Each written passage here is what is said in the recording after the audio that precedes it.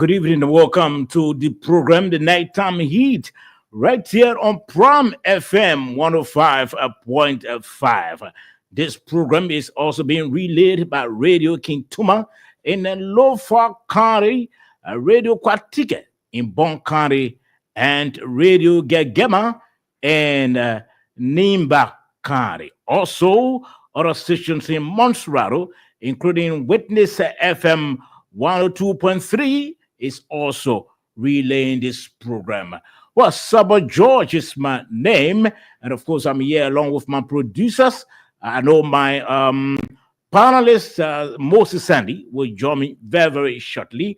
Also, this program is being streamlined is streaming live on our YouTube page. Okay, so you can go on YouTube, and of course, just tap the three words Nighttime Heat. You watch it, and then you also subscribe. Besides, you can also go on our Facebook page. That is the Nighttime Heat Facebook page. That is, you go on your Facebook, either when you are using your laptop or your phone, you just tap the three words Nighttime Heat, and then you watch the show. You also share the show. We wanted to share tonight's show. We have a very big political figure. You'll be right here in studio, and of course, you'll be helping us to gauge and assess, the performance of this administration. So, hoping that you are there. We'll be right back after the same.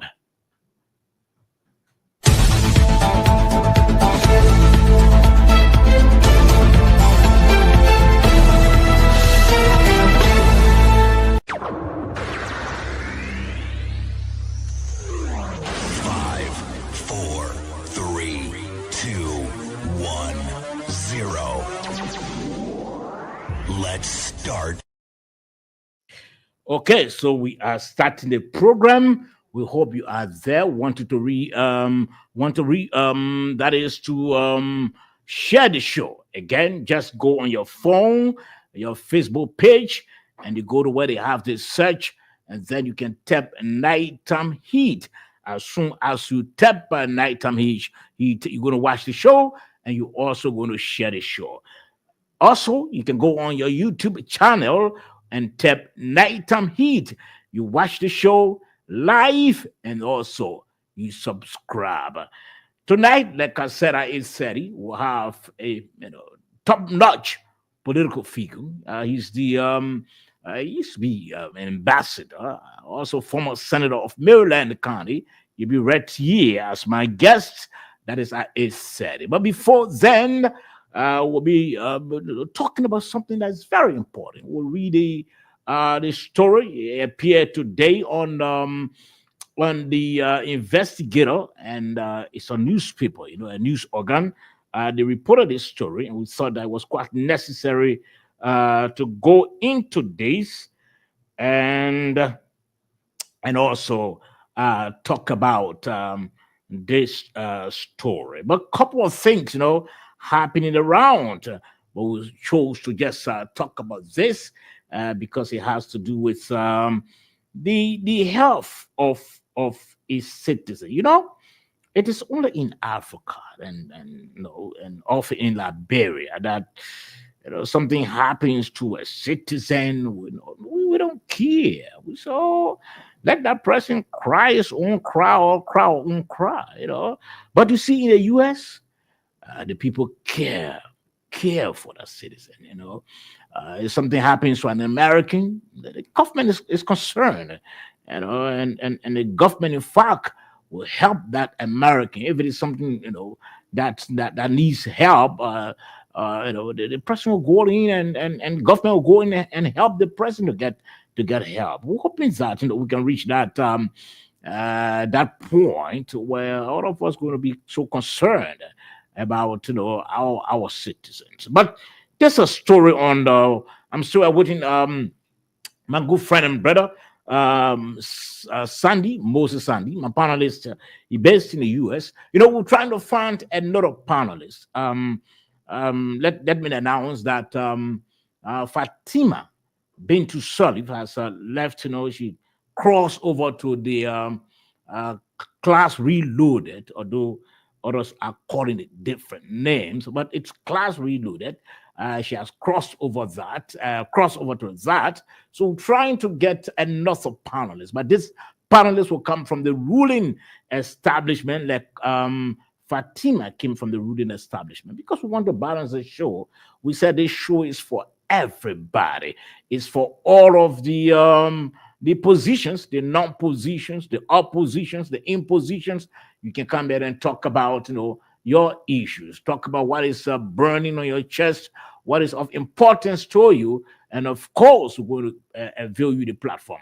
Again, you can share the show. Just make sure to tap on your Facebook page, Nighttime Heat. As soon as you tap Nighttime Heat, you're going to watch the show live on your Facebook page, and also you share the show. Want you to share the show so that your friends, your relatives, your loved ones, your partners can also be informed and on top, can also be in the loop of what is happening tonight on the Nighttime Heat. This is your show. And so let's go into the analysis of well, we thought that it was quite important to talk about. Student sues J.J. Roberts School for US 300K over eye injury allegedly inflicted by Dean. That's the headline of this story. We thought that was quite necessary to look into this. Again, share the show. Just go on your Facebook page and you tap Nighttime Heat. Just 3 words. As soon as you tap Nighttime Heat, you're going to watch the show and you can share the show. Also, you can go on your YouTube channel and tap Nighttime Heat. We are going live on YouTube and live on our Facebook page. On YouTube channel, you can subscribe. You can watch the show live and then you subscribe. On your Facebook page, you can watch the show live and you share the show. So let me read this story quickly. A senior student at the J.J. Roberts United Methodist School has filed a $300,000 lawsuit against the school and its dean of student affairs, accusing the dean of inflicting a serious eye injury during a confrontation last December.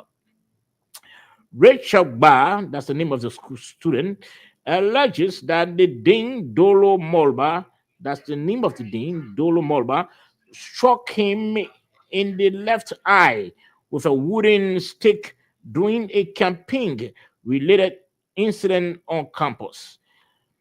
The lawsuit filed at the civil law court in Montserrat County claims the injury has caused lasting damage, including blurred vision and distorted images. I see the photograph of the boy.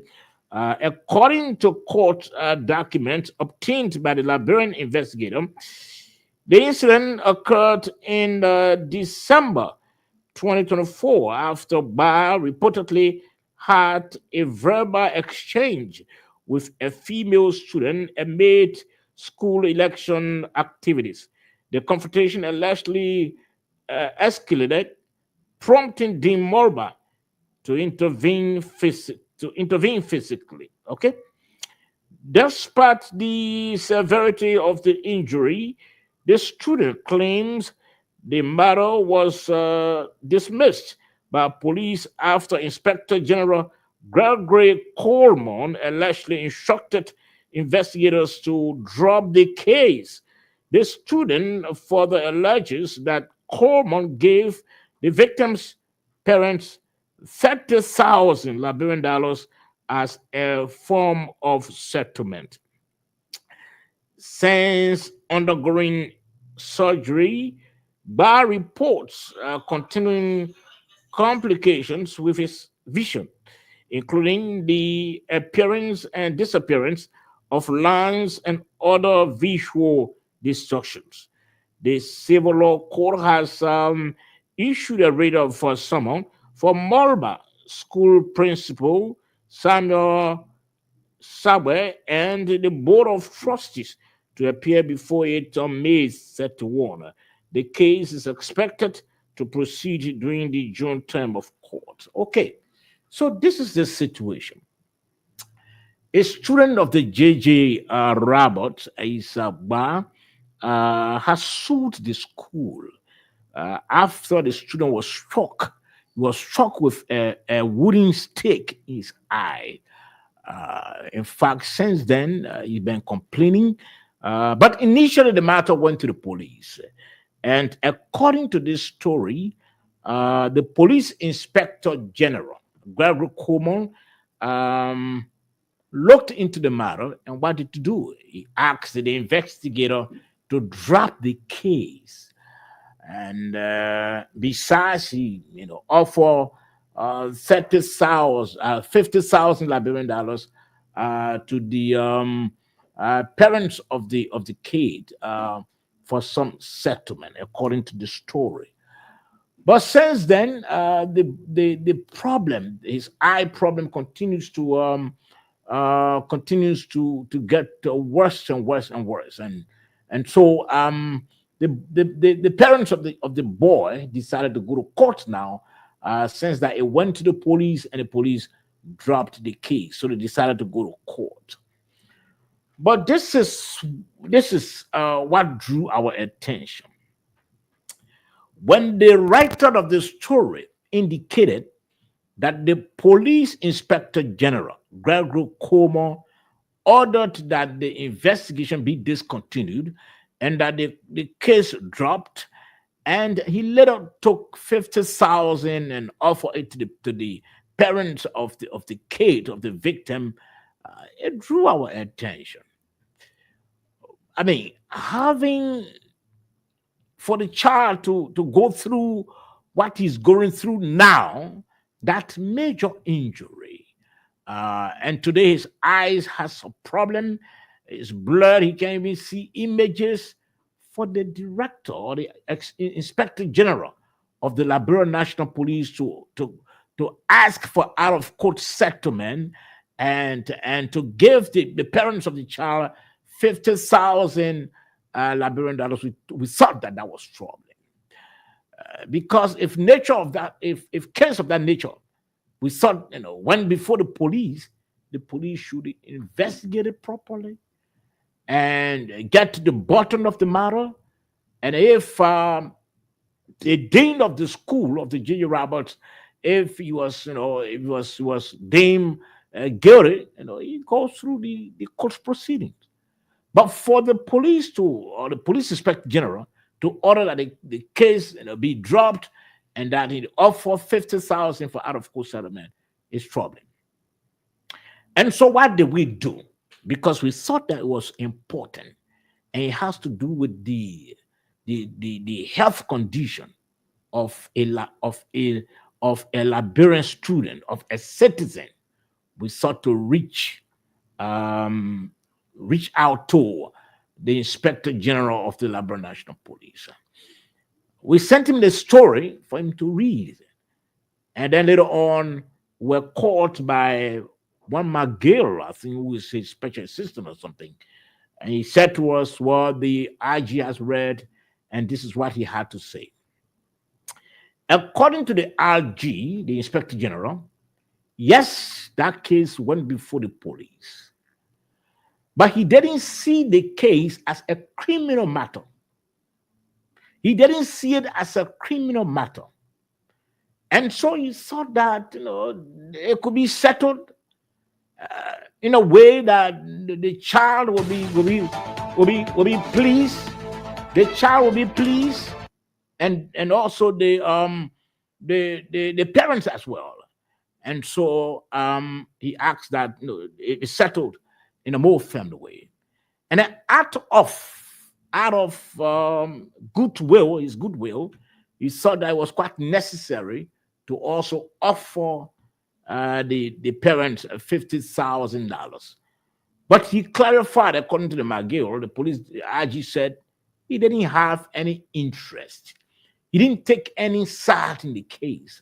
Rather, he thought that the fact that it was not criminal, it could be settled out of court and out of goodwill. He said, well, let me give the family 50,000 Liberian dollars. But he said, if the family chooses now to go to court, the family can go because the boy's condition is getting worse. He's not seeing anymore with his eyes, and so if the family think that it's quite necessary, the family can go to court, which the family has now done. So that's the matter concerning this child who has sued the J.J. Roberts School Administration for 300,000 over his eye condition. The child claimed that he was struck in the eye by the Dane with a wooden stick. You know, I think we need to reach a point where in this country will ban or will ban corporate punishment. In other countries, it's not happening. Teachers are not using ratings or whatever it is to go after the student anymore. It's not happening in other countries. But in Liberia, it's still happening. For the Dane to take a wooden stick to knock in the eye of a student. What was he thinking about? Why was that thing of the J.J. Roberts School thinking about? If I order what he did, now hitting the student in the eye. So the student have gone to court because thinking that okay, my condition will be okay. It happened since December. Thinking that, or 2024, thinking that oh, my eyes will be okay and I'll get well. It's not happening. And so the family decided to go to court and the matter be settled by the judiciary, by the court, because it's troubling. But this is what again I want to say to Aji. Because Aji, we know you had no intention. We know you had no side to pick in the case. Okay, let's try to welcome Moses Sandy. Sandy is now ready to speak. Sandy, welcome to the Nighttime Heat. Thank you, Sobert. Sorry for welcome coming to the Nighttime Heat. Yeah, are you hearing me? Are you hearing me, Sobert? Are you hearing me? Moses? Hello? Yes, I'm here. Do you hear me? Sandy. Yes. Do you hear me? Okay, We're having problem. Little technical problem. Oh my God. Sandy is speaking, but not getting him. Sandy, welcome. Yeah, how are you, Sobert? Do you hear me? Hello? Moses? Yes, I'm here. Hello, do you hear me? Well, we are not. I'm here. Sandy Do you hear me? Speaking, but we're not getting Sandy. All right, let me come back. Yeah, let me come back. Let me come back. Can hear Sandy? Yeah. Okay. I need Sandy, to come back. We'll be back. Listening to the night heat right here on. Okay, we'll take a break and then we'll be right back to sort things out technically.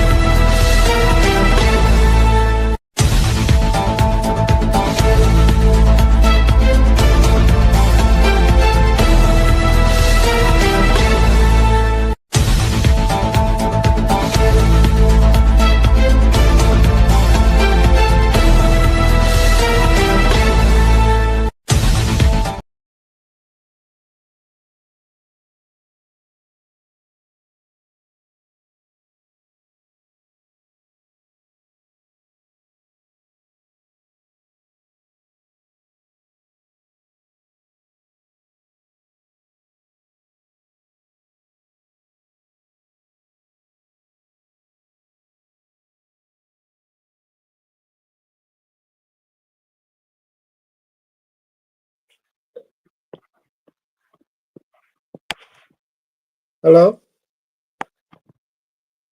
I don't even hear you. Oh my God.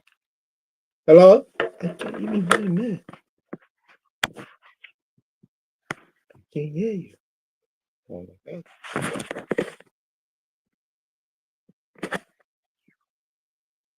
Hello? No audio. Oh my God. What's going on here? Yeah.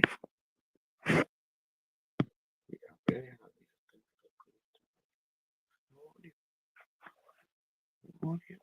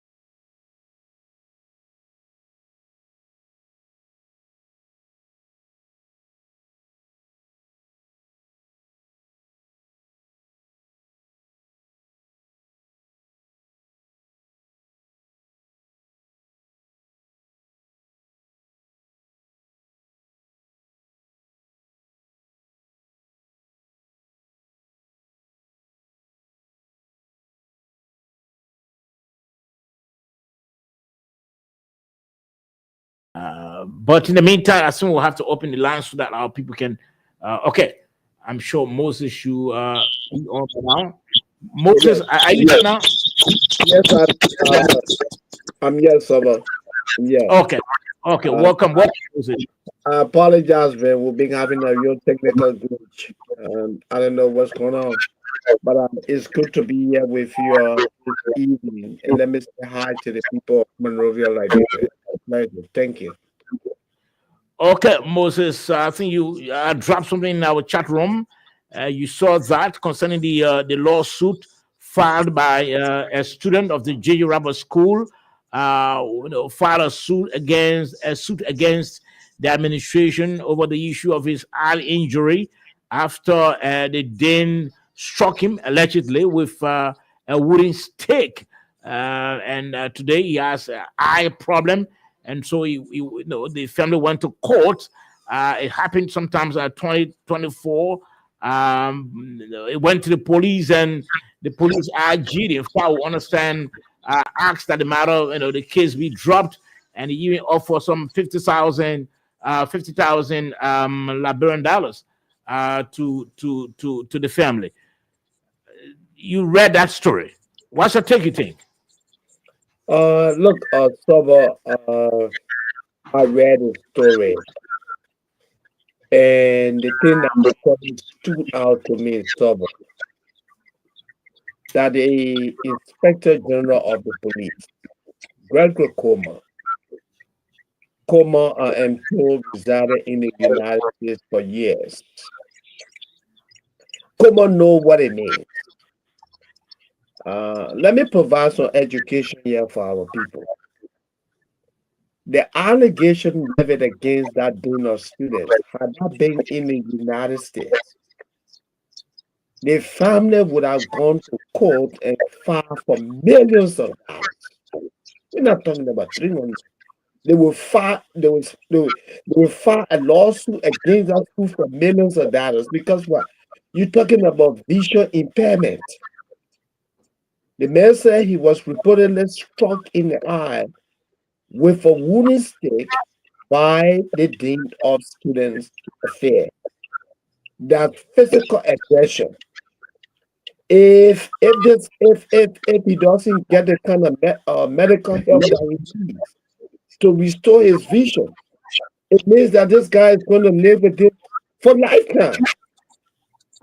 That's what I say. Had that been in a developed society like that, the family would be claiming millions of dollars. And someone, like I said, what very disappointed me most to read that the Inspector General, Comer, who resided in the United States for years, opted to settle, with the young man and his family by offering 50,000 Liberian dollars, which is hypothetically a little over 250 US dollars. I mean, someone struck me in his eyes with a wooden stake. The Inspector General of Police, who I expect that he knows better, that he will even elect to compromise the case by offering 50,000 dollars. Then the question that comes is, Sober, who is protecting the people in the Inspector General? We are talking about you tell me so. You compromise with 50,000. Well, Moses, let me give you the information. Today we reached out to the police inspector general, and he said, yes, the matter was not a criminal matter, and he thought that it could be handled maybe out of court, and so he, out of goodwill, he offered the $50,000 for the young man to, go through his initial medical care, but he didn't have any side in the matter, and it was for no reason for which to say he has interest for which he asked that the matter be. But he indicated that the parents of the boy can go to court if they so deem that necessary, and so but he said he didn't have any interest in the case. He did offer that 50,000 out of goodwill. Yeah, but When a police officer a lot of echo for you. Okay. When somebody we getting echo for you. Yes, we're still working on the technical aspect. Yeah. Yeah, by the way, the inspector general of the police for a dime. You should not give him. It's not about child. The man had a legal. The family had a legal issue. Elected the police. All they needed to do was the individual and forward the case to court. You don't go about giving money to everybody. No. That can be interpreted as an attempt to compromise the matter. Yeah, surely. That would be the interpretation. And so we're talking about someone's vision. That was physical aggression. The lawsuit is not against the dean of student affairs. The lawsuit will be against the school because it is a school that hire a dean of student affairs who is physically aggressive. Okay, Moses, let's leave it at that. I'm sure we'll talk about this on Monday. We're hoping to get the student on the show and maybe the dean or a member of the administration. Our guest is already in studio, Moses, and I'm sure you want to greet our guests. Our guest is former Maryland County Senator Dan Morales. I'm sure you should know him very well. He's one of the top notch in our political setting today. And so I know you want to greet him first before we can begin the interview. Sure, yeah. Is the senator on screen now? I haven't seen it yet. Yes, they're trying to bring him on. They're trying to bring him on. So you can greet him. He's listening. Yeah, former Senator Morales. I heard his name many times, but when he was in the Senate, I was outside of Liberia. So, Senator, a former senator, I want to welcome you to the Nighttime Heat. It is indeed an honor to have you. I follow your work and with what you and others have done and continue to do for the people of Liberia. Thank you to have you tonight. Okay, Moses, thank you. The former senator is already in studio. We'll have him up to I'm sure 10 o'clock. It's about 8:36. Again, we want to encourage you to share the show. Just go on your Facebook page and you tap Nighttime Heat. Just go to the search and you tap Nighttime Heat. Just 3 words. You're going to watch the show live and also share the show. Apart from that, you can also go on your YouTube channel and you tap Nighttime Heat also, and you watch the show live on YouTube. Let's welcome the former Senator Dan Morales. Mr. Senator, welcome. Once a senator is always a senator. Always a senator. Thank you very much. It's a pleasure being here. Sabo, thanks a lot for the invite. Okay. At least you've taken me out of my sabbatical. I know. I was on the political sabbatical, you know, just being quiet for a while, observing what is going on in our country. Mm-hmm. And, you know, at a particular particular point in time, I would have done my intervention. But, well, you got me out of the hole, and so I'm here with you. Many thanks. We really appreciate you coming to join us tonight. First, we want to ask you, Senator Dan Morales, former Senator Dan Morales, you've been in private life since the administration of former President Ellen Johnson Sirleaf ended. We don't know what you've been doing with your life, what you've been engaged with. Do you care first to bring us up to speed? Well, thank you very much. The first thing that I'm a bush boy. Okay. I'm from Maryland. Okay. And so I love Maryland County, and I've spent most of my time at the establishment in Maryland. Okay. So since 2020, I went back to Maryland, Okay. and I've been there. I got a little small business that I run. Okay. You know, everything, doesn't have to be about government. Yeah, sure. And, so yes, I've been there, and I just got back to Monrovia after the elections of President Barker. So I'm back in Monrovia, and I want to make my own contribution to, Okay. Okay, though you don't want to be specific as to what sort of business you are doing. Oh, I'm in a cement business. I'm in a cement business, and I also own a farm. Okay. Yeah, I got a small farm. I don't like to boast about it until I start full production. Okay. Yes, but I'm comfortable, so to speak, and I'm enjoying myself because I'm in my own little space. Okay, so let's take you into the specifics of our discussion now. During the election or during the campaign that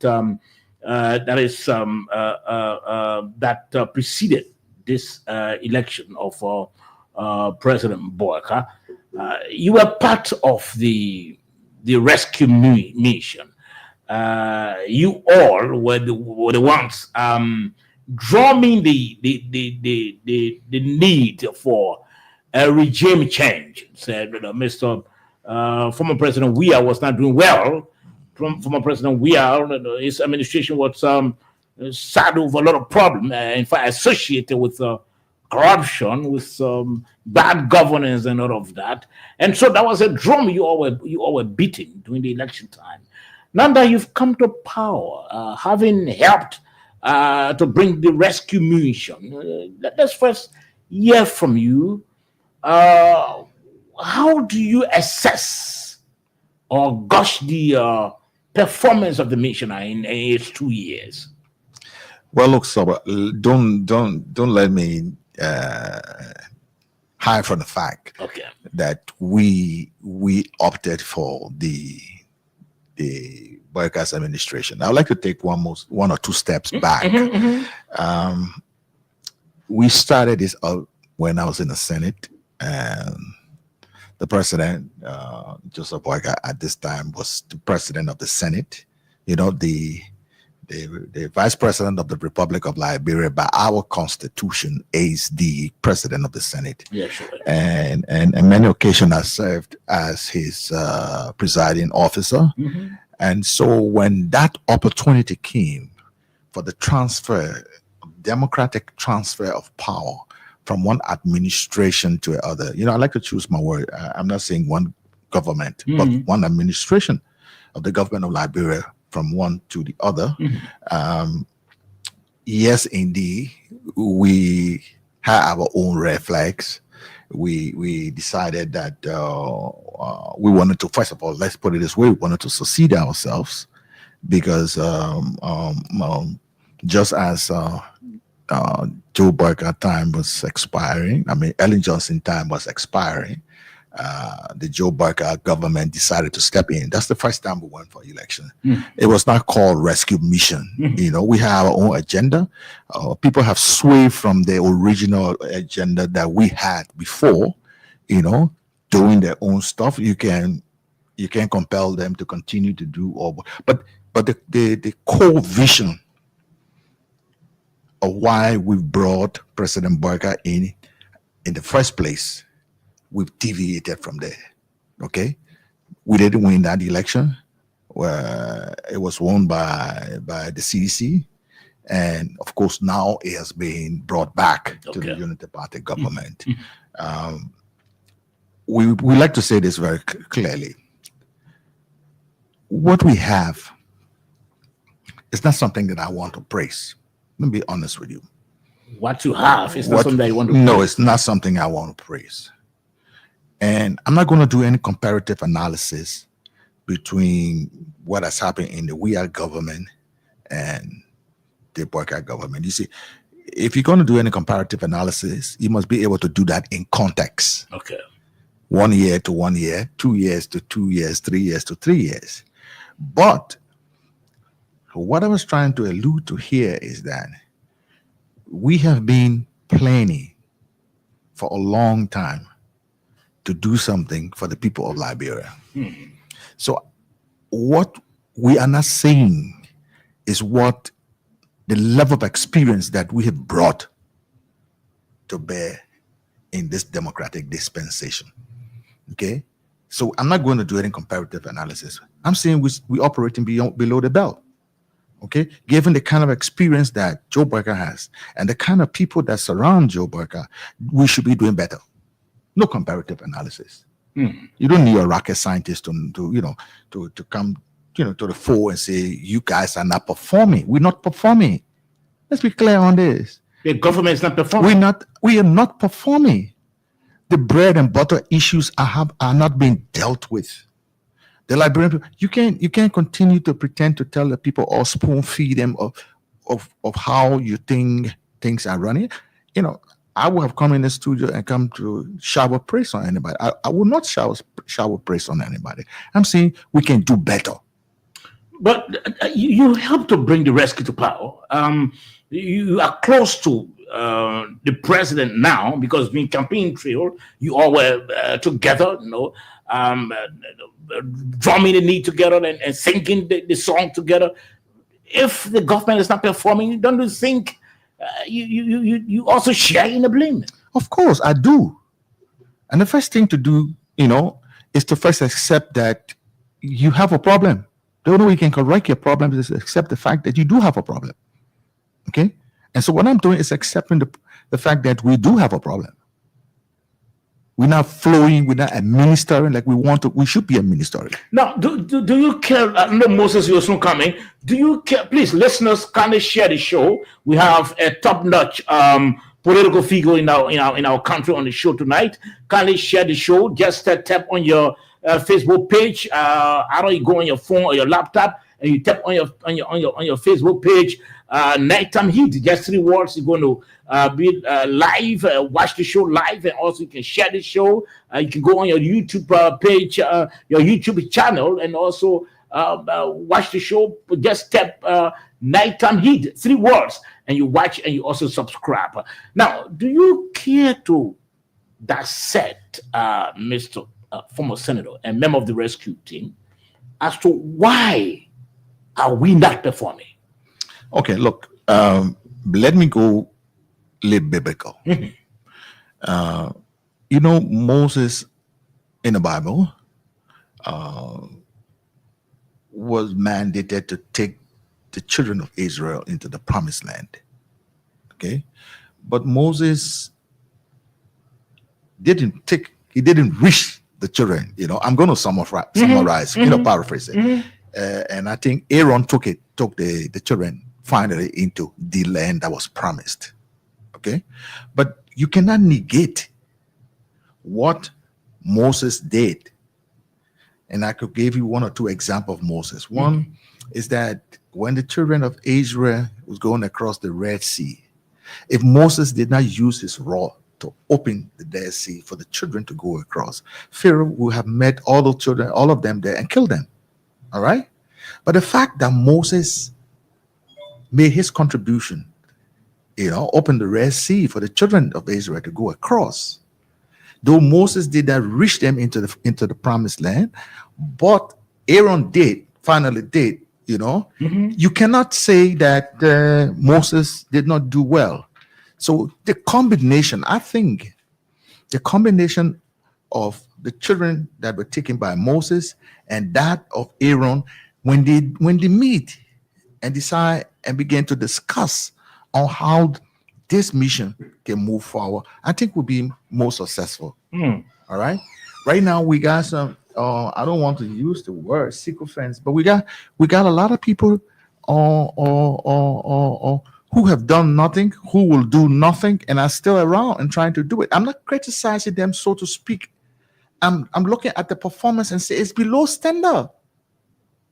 We can do better. Look, nobody should daydream that 6 years. It's a long one. In no time, we have to deal with the reason for which we've come to power. We're not dealing with it. Now, when you say that we are not dealing with it, the Mount Welle in a Grand Crew where I come from, and all our citizens in other parts of the country, they really want to hear from you. How are we not dealing with the issue? Because the president was able to organize his cabinet. We found all the functionaries are working. How are we not then able to deal with the issues for which we're elected? Look, the fact here is that don't let us jab our people. You know, most of us who come to power will come to power for ourselves, for we and our immediate family. The bread and butter issues are one. Are we improving the lives of our people as we promise we will do? And in the area of education, in the area of health, and I can go along naming it. Have we been able to deal with the actual issues as to what is the day-to-day activities of our people? Are we dealing with it? There's no need for us to fool ourselves. Go in the street, take a survey. Sometimes, because we the grown-up boys now, we're the street boys. We're there every day, and we hear what our people say, and we speak to them. But it's not sufficient for a hungry man. It's not sufficient. We need to leave some of the offices here in Monrovia and go down to look. First of all, if you ask me, I would say it's beautiful. There's beautiful things that are being done by the Ministry of Finance, the Ministry of Education. But what is the roadmap? I'm talking about this prognostication, this academic prognostication. I'm talking about dealing with the act. First of all, we know we took a city, we took a country. We are in Monrovia, where the population in Monrovia has overflow. This population is extremely high. What are we doing? Do we have any attempt to initiate an urban to rural migration? How do we take these people from here back to where they came from? Don't forget, I was Minister of Internal Affairs. You understand? So I know the entire process by how our people got here in Monrovia. If you give them everything and there's no space for them in Monrovia, you haven't done anything. They will stay right here.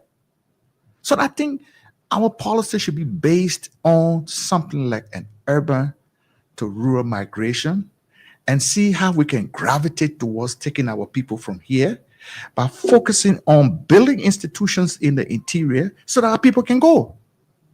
And then the complaint will not be much. So you think the city is overcrowded? Of course.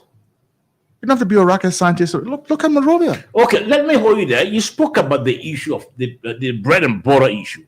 Before my colleague Moses can come in, let's play a tape. The Minister of Finance was on the show before, and we're asking about, to give us a whole understanding of the economy. And this is what he said. Let's try to play the tape. The economy is experiencing modest growth over last year. The last year experienced growth over the previous year. And from what I see, from where I sit, and from what I see is that the growth outlook looks good, although there's been some headwinds that have buffeted the space. But we are adjusting and to put things to remain on course. Growth. We had a growth of about 5.3% this year. For the first few months, over the last year's growth of about 4.8.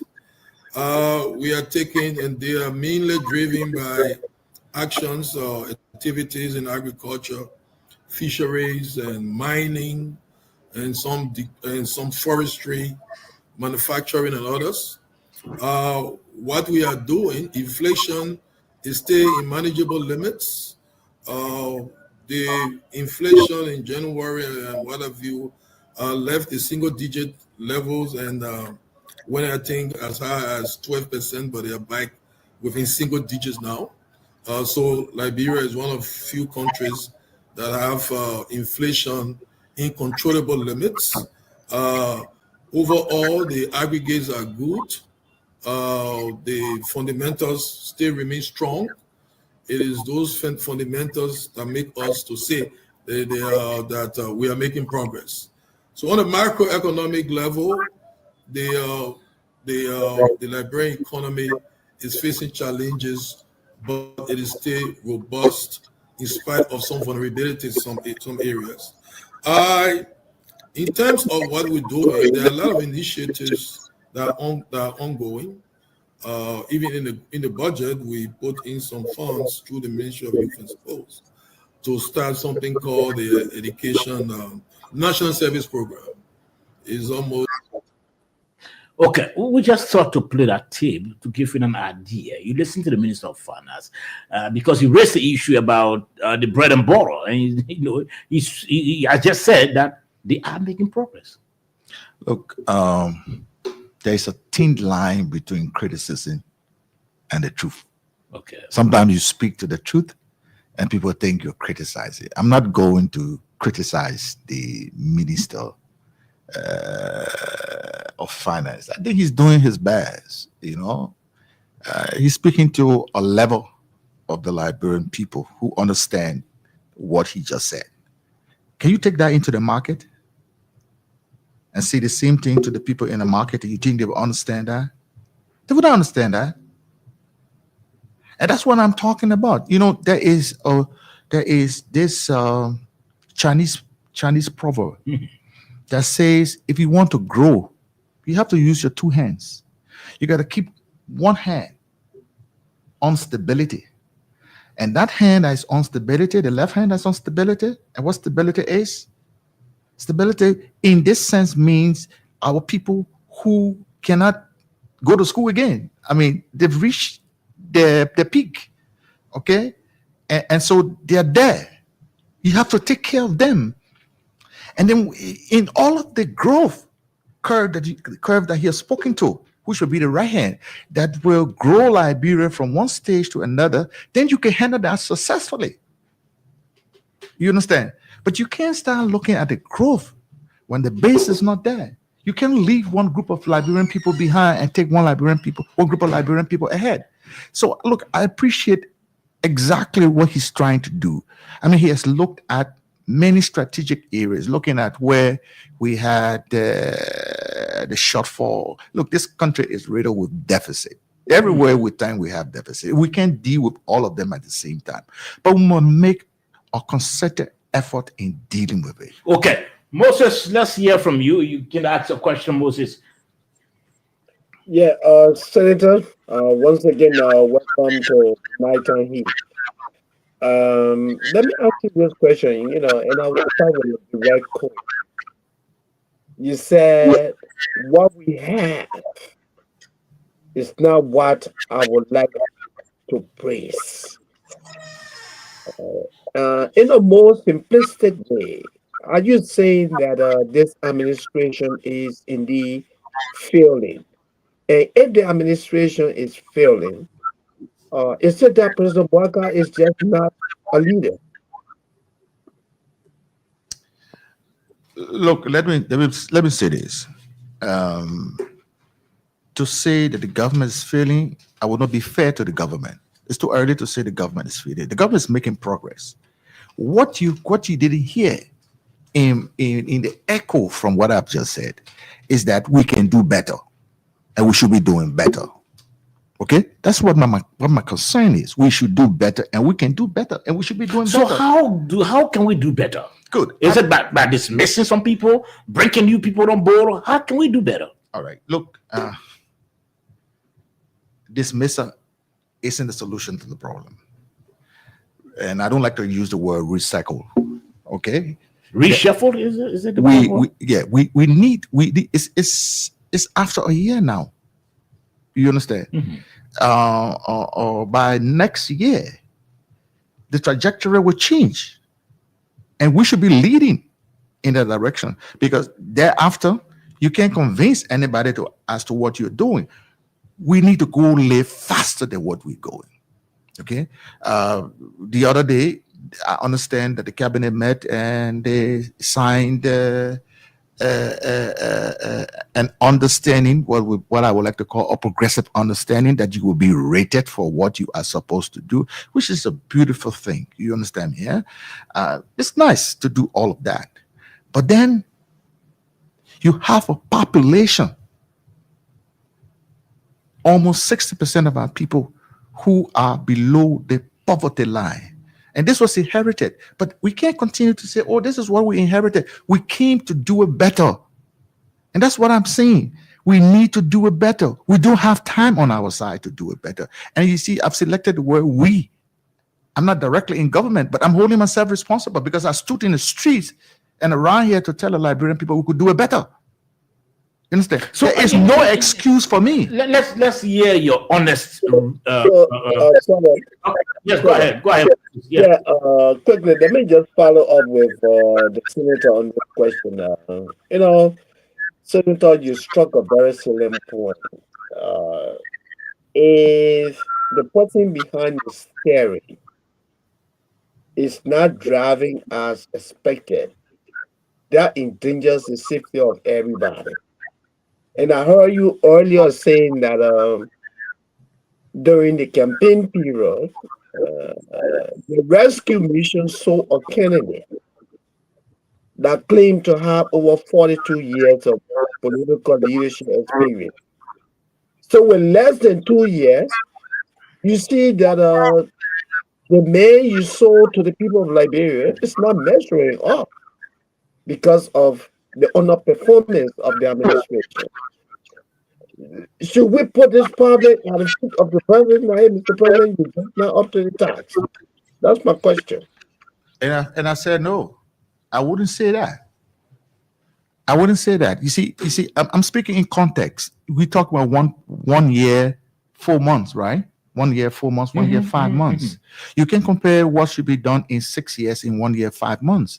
But we can start leading to the extent where whatever we do, the people always say, if the Christmas will be good, you see it from the eve of the Christmas. Sure. We are at the eve of the Christmas. We need to buckle up. We need a lot to be done. And I'm not going to go into those small issues that we are observing. We're speaking about it. You understand? We're going to be clear. Sometimes we beat our colleagues in the corner and we talk about it. And say, gentlemen, we're not performing as we should be performing. We shouldn't be doing comparative analysis here, because most of those who are doing comparative analysis are only comparing this government because they want to see it fail. I'm not interested in that. All right? They're not honest in what they are saying to you. I mean, they just say it because they want to see the government fail. So they are not honest. So I'm not doing no comparative analysis. I'm doing a self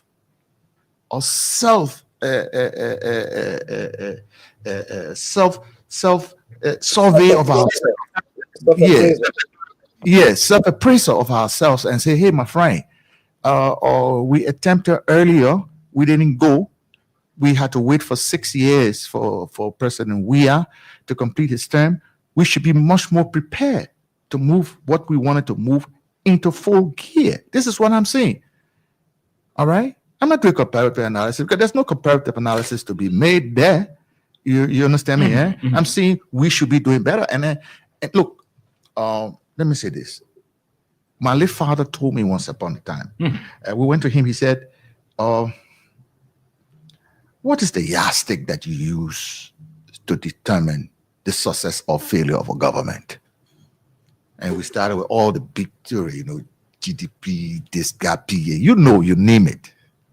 And he just looked at us and said, look, let me tell you, the success and or failure of our people is determined by the happiness or unhappiness of the people.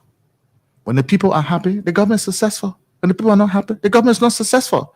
So at this stage, we should be, doing this self-appraisal and say, are we successful? Because everything that you do, they call it, you look at your index, you look at your index and your performance index and say, hey, right now, are the people of Liberia happy? as to how we're leading them. If they're not happy, we need to do better. Instead of just clapping for ourselves. Baku, you're strong. No, Baku, you're strong business. We need to do it and do it for the Liberian people, because this is the opportunity that we have. Look, I hate to say Joseph Boyka had 42 years in government, and because of that, he must be a magician. No. I'm not saying that there. All of us should hold ourselves responsible for the failure and or success of this government. And so I've come and said myself, I'm here. We're not performing. We can perform better. We need to leave some of this academic prognostication and look at the real stuff that needs to push the Liberian people. The Liberian people are depending on us. And so with the fact that we've been in government, look, take for example, look at my trajectory. I've been mayor of the state of Harper. I've been superintendent of Maryland. I've been minister of internal affairs. I've been ambassador at large. I one time they sent me to the Maghreb. I was responsible for 5 countries. Then I came back to the Senate. Almost served 2 years as presiding officer of the Senate. I should be doing better. Come on. I should do better. Okay, listeners, please, viewers, you can share the show. Just go on your phone, on your Facebook page, and you tap a nighttime heat. As soon as you tap those 3 words, you get the show live. You watch it live, and then you can also share the show. Or better still, you can go on your YouTube channel and you tap Nighttime Heat, and of course, you're going to subscribe and you watch the show live. Now, let's put this question to you. If you say that the government is not performing as the people expected the government to have performed, who do we blame? Is it the head of the government, or those who are cabinet ministers and directors and assistant ministers, those around the president? This is a collective responsibility. You know, we can be that lazy to just sit down and say everything. Why can't I doing it? Why can't I doing it? This is the government that we've brought to power. We should take responsibility of not performing. And that's why I want to make myself clear here. I'm not saying Boyka is not performing. I say we are not performing, because we have ministers who have the authority to do A, B, C, and D. He can be a magician all around. Okay? And I hope most of my colleagues out there are appreciating what I'm trying to say to us. I'm being public about it. You know, sometimes you talk in the corner, and then you come public about it. And I'm telling all of them in government, gentlemen, we have to do more than this. If you take but have you had the opportunity to sit with the president? Because you are a very strong commander of the rescue team. You joined the rescue team and you're part of the campaign trail. You were part of those who were singing the song that George Weah should go, because George Weah was governing the country very poorly. You are part of those singing the song. So if the government is not performing as you claim, have you had the opportunity to sit with President Boyka, or are you been banned from seeing? No, I don't need to go to President Boyka to discuss this issue. Okay. I don't.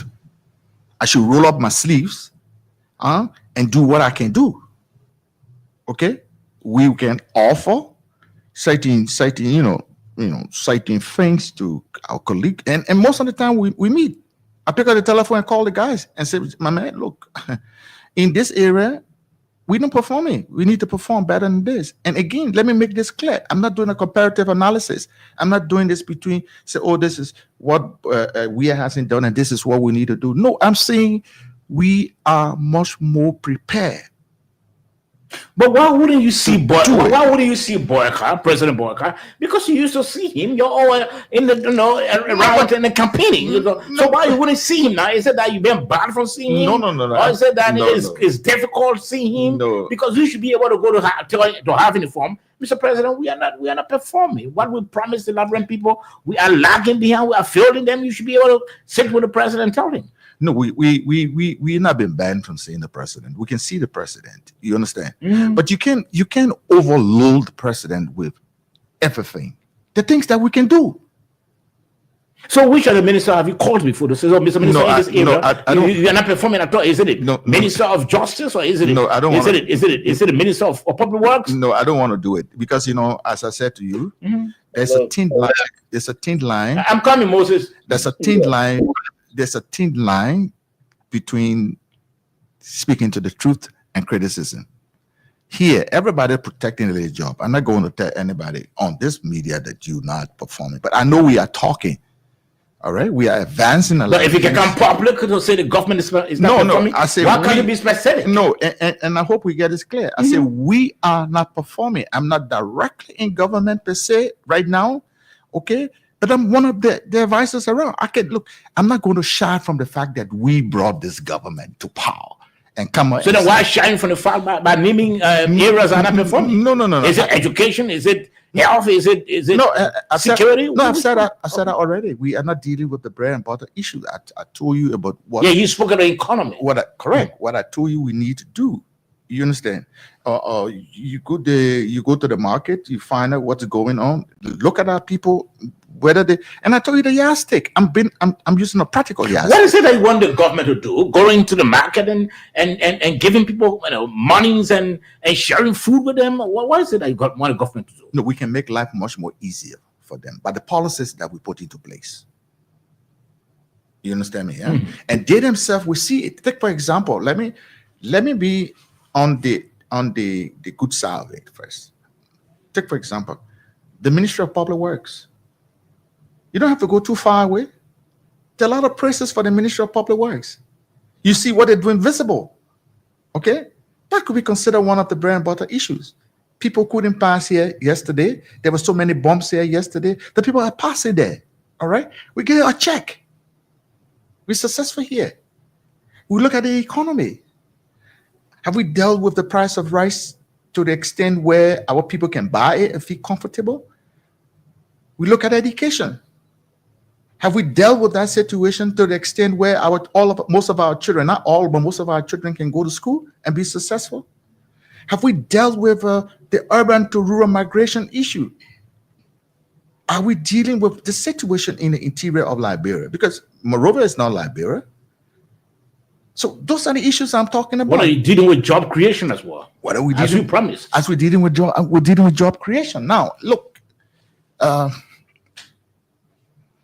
I was told something the other day. I went to one company and I started complaining to them that, man, we are getting all these Nigerians and Ghanaians and the welders, they're doing all them. Why are you not employing Liberians? You know, the guy told me, he said, you know something, Ambassador, don't go far away. Give us 50 welders today. We employ all of them. We try, and we're not going through. Because Why? Everybody wants to be an administrator. The economy grows from down there up. Everybody wants to be an administrator. Okay? Now, I've been in diplomacy for a while. I believe in quiet diplomacy. Okay? The diplomacy that speaks from the back, and make things work. So that is my level of diplomacy. I can give you the success of a quiet diplomacy. When Mr. Salif sent me to the Maghreb, which is in the Morocco, the Islamic Maghreb, I brought almost close to $4 million back to Liberia, not based on bilateral arrangement, but based on personal engagement with the private sector. At one time, I came back. I took the entire Lone Star from here to train in Morocco. After that, they went to Libya. They took care, flight completely paid. Those are the personal initiatives that our envoys will be taking nowadays to help the government grow. Okay, Moses, let's hear from you. But look, Senator, look, you and I will agree that in leadership, when the team succeeds, who takes the credit? The leader. When the team is underperforming, like you indicated now, with reference to Liberia, who takes on that responsibility? It's the leader. So I want you to come clear. If you say the team is not performing, the team is not performing, but you don't want to shift blame to the head of the team, that's a problem. Someone has to take ownership. If I'm a supervisor of a team and the team is not performing, I say, hey guys, we are not meeting our quota. These are the strategies for us to meet our quota. So from what I'm hearing from you, it seems to suggest nobody is providing that sense of direction. That supervision is lacking. And if that supervision is lacking, then who do we blame? It's the president. Do you agree? No, I don't agree. I don't agree. You see this tendency that we've developed, to just blame an individual for the work of the entire group. I know that the president should be able to take certain responsibility because he has the authority to appoint and what have you. But he can take full responsibility for everything that has gone wrong into this country when we are here. When we should be doing what we need to do, we're not doing it. But Senator, if you are telling us now people are not measuring up, these people, who do they report to? Come If the again? people are not measuring up, if the officials of government are not measuring up, the government is not performing. The officials of government, who do they report to? Answer that question for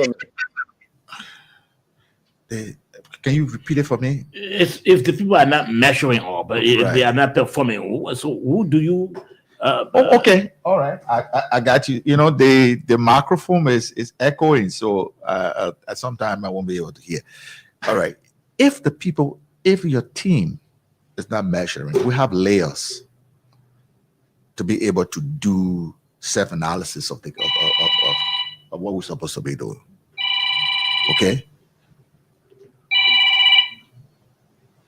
Sorry. Again, listening to the Nighttime Heat, you can share the show. Just go on your Facebook page and you tap Nighttime Heat. Just 3 words, and of course, you're going to watch the show live on your phone, and then you can also share the show. Yes. Okay. Our brother out of here, what's his name? Sandy Moses. Moses. I don't want to say you will be happy when I say JNB, Joseph Boyka, is the one failing. I don't think that's what you want to hear from me. You want me to be very, very, very, very clear on the issues, right? And so I'm not going to go over there. I'm not going to say that because I cannot say that without seeing it within context of what's supposed to be said. So I'm sorry, I'll let you down. I won't say that, but I would be clear to the issue that we can perform better than what we are performing at the time. So. But, Mr. Senator, if you say that the government is not performing as the people who elected the government as they expected it to have performed, it means that the president is not performing. Do you agree to that? Because he's heading the government, he's the head of the government. This is the typical Liberian approach to it. Okay. That we catch one, like in the case of George Weah. We catch George Weah and we run with him, whether he's responsible for something or not, and we know he's not responsible, we run with him. We'll not do this. I'm not going to join that fray with the Boyka administration. As I said to you, I'm not going to do any comparative analysis with any government because it has to be done in context. Let me ask you. Okay, let me hold you there. Ambassador Morales, when the CDC came to power, right? There were many people, including you, I'm sure, who thought that and who said that the CDC had brought on board a lot of inexperienced, incompetent, uneducated people, younger people. Now that you came on board and you've brought a lot of experienced, educated, competent people, here you are saying that the government is failing. So, do you regret being part of? Do you regret making the comments at the time when the CDC was in power that they brought a lot of incompetent young people? I hold no regret. You hold no regrets. No, I hold no regrets. We will do it again. But if you're we- performing the business. if we perform it, you see, and that's why I said I want to speak in context. I'm not doing a comparative analysis between the We Are government and the Boycott government, because if I want to do that, then I would want to do 1 year. In 1 year of Boycott government, what has he done that we can compare with 1 year of We As government? All right, that's where I will stop.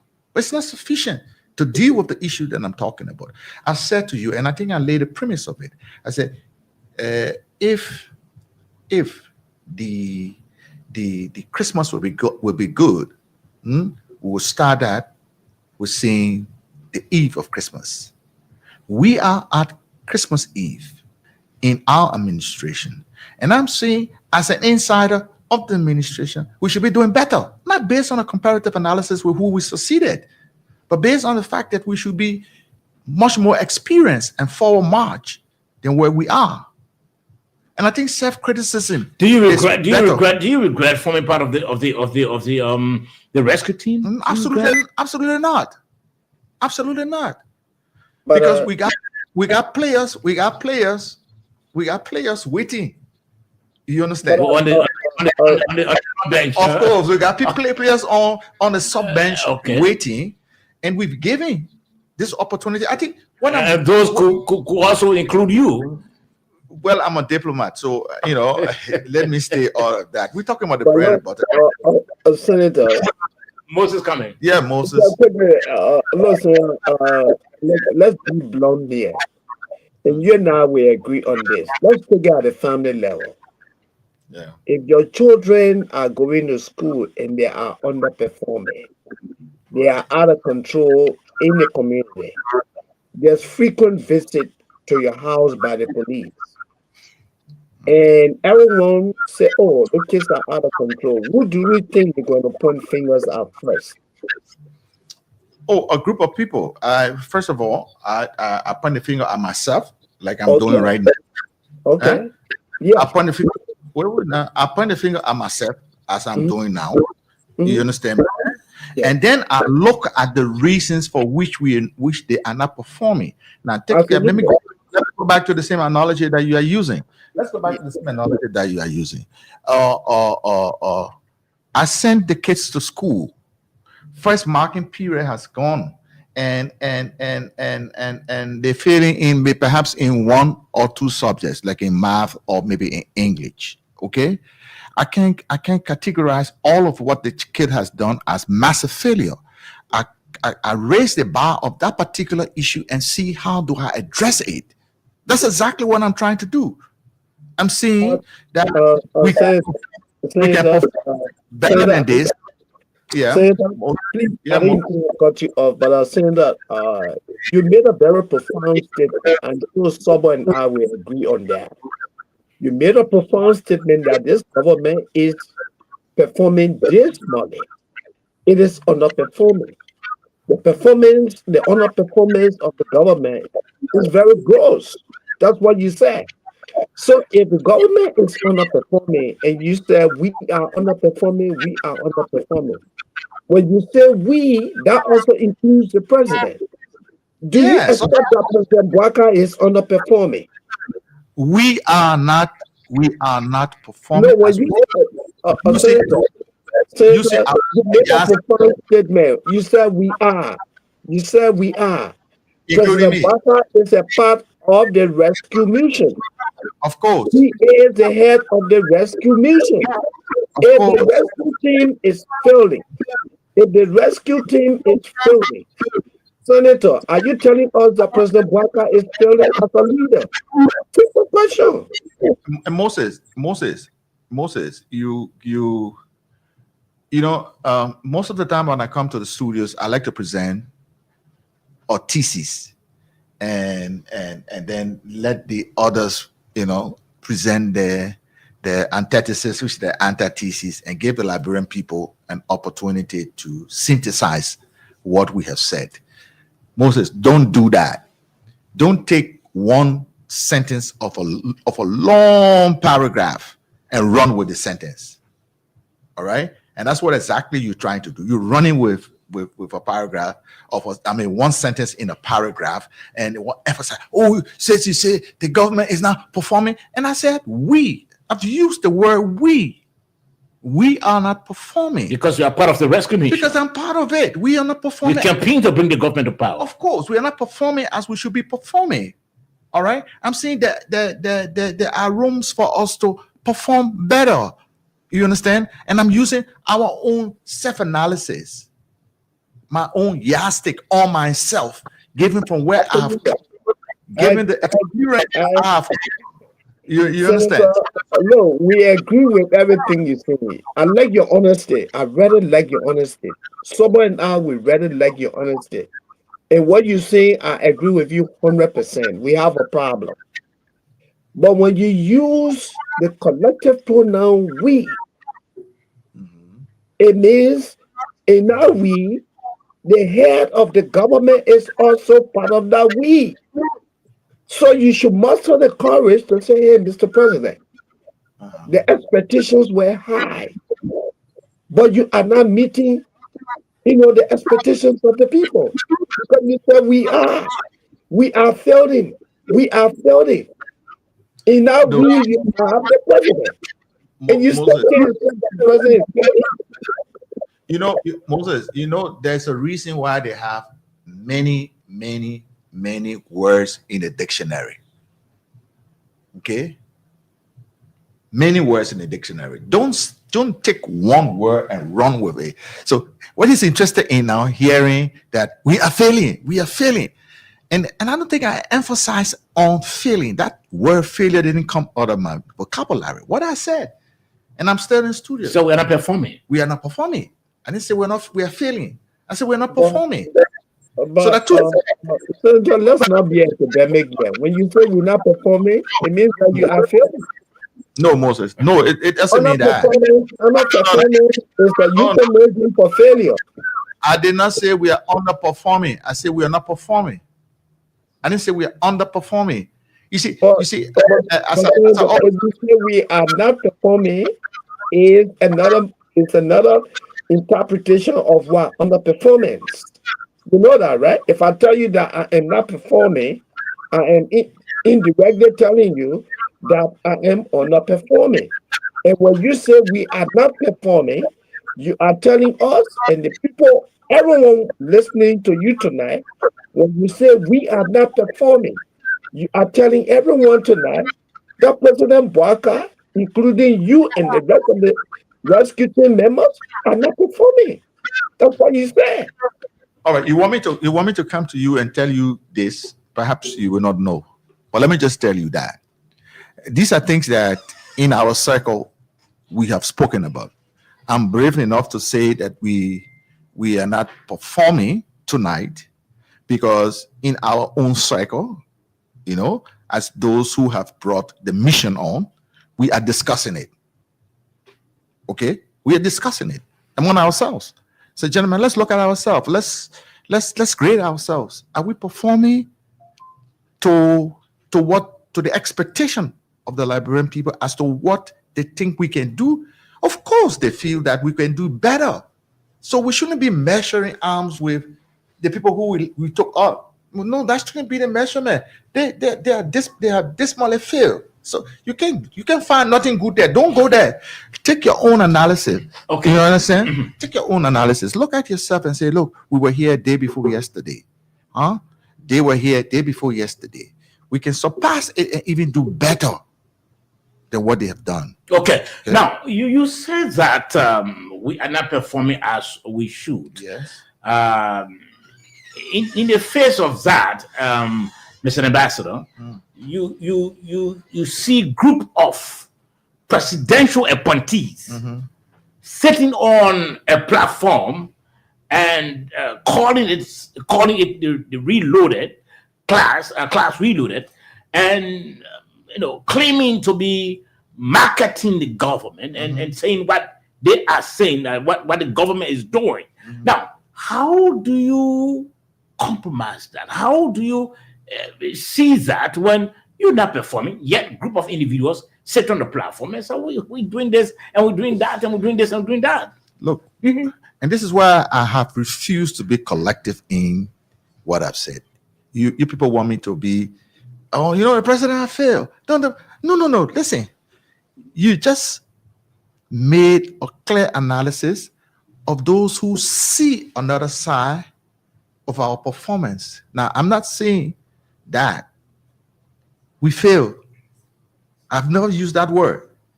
I'm even seeing even what they are saying on the other platform. We should be still doing better. This is where I'm coming from. That we can do better and we should be doing better. They are looking at the government from a different lens on that platform. So I'm not going to criticize what they've said there. I mean, they have the right. They've seen it. I mean, everybody looks at the government or look at the institution differently from a different perspective. Okay, so let me bring you to the three branches of government. We have the judiciary, the legislature, the executive. The government is not only the executive. Thank you. Just recently, you heard about the crisis in the House of Representatives. In fact, that dragged the budget process and, in fact, stalling the operations of the government in some areas. Do you also blame those branches, the legislature or the legislative branch and the judiciary, as also being part of the non-performance that you're making reference to? Of course, of course. That's the kind of performance I'm talking about. You understand? Now, but don't forget, in a robust democracy, as Liberia democracy is, in a robust democracy, there will be tension. Okay? Especially when our constitution provides for co-equals, the three branches are supposed to function together in harmony. Okay, so when there's a problem and the interpretation of the problem is taken on by a particular branch, and you think there is an infringement of what you're supposed to be doing separate from this other branch, and there's an intrusion, definitely there will be tension. And what you saw was tension. But what and did the government handle it properly? Did the president, the executive branch handle it properly? Oh, I think it had a soft landing. It had a normal landing. And that's why I wanted to see. A normal landing? What do you mean?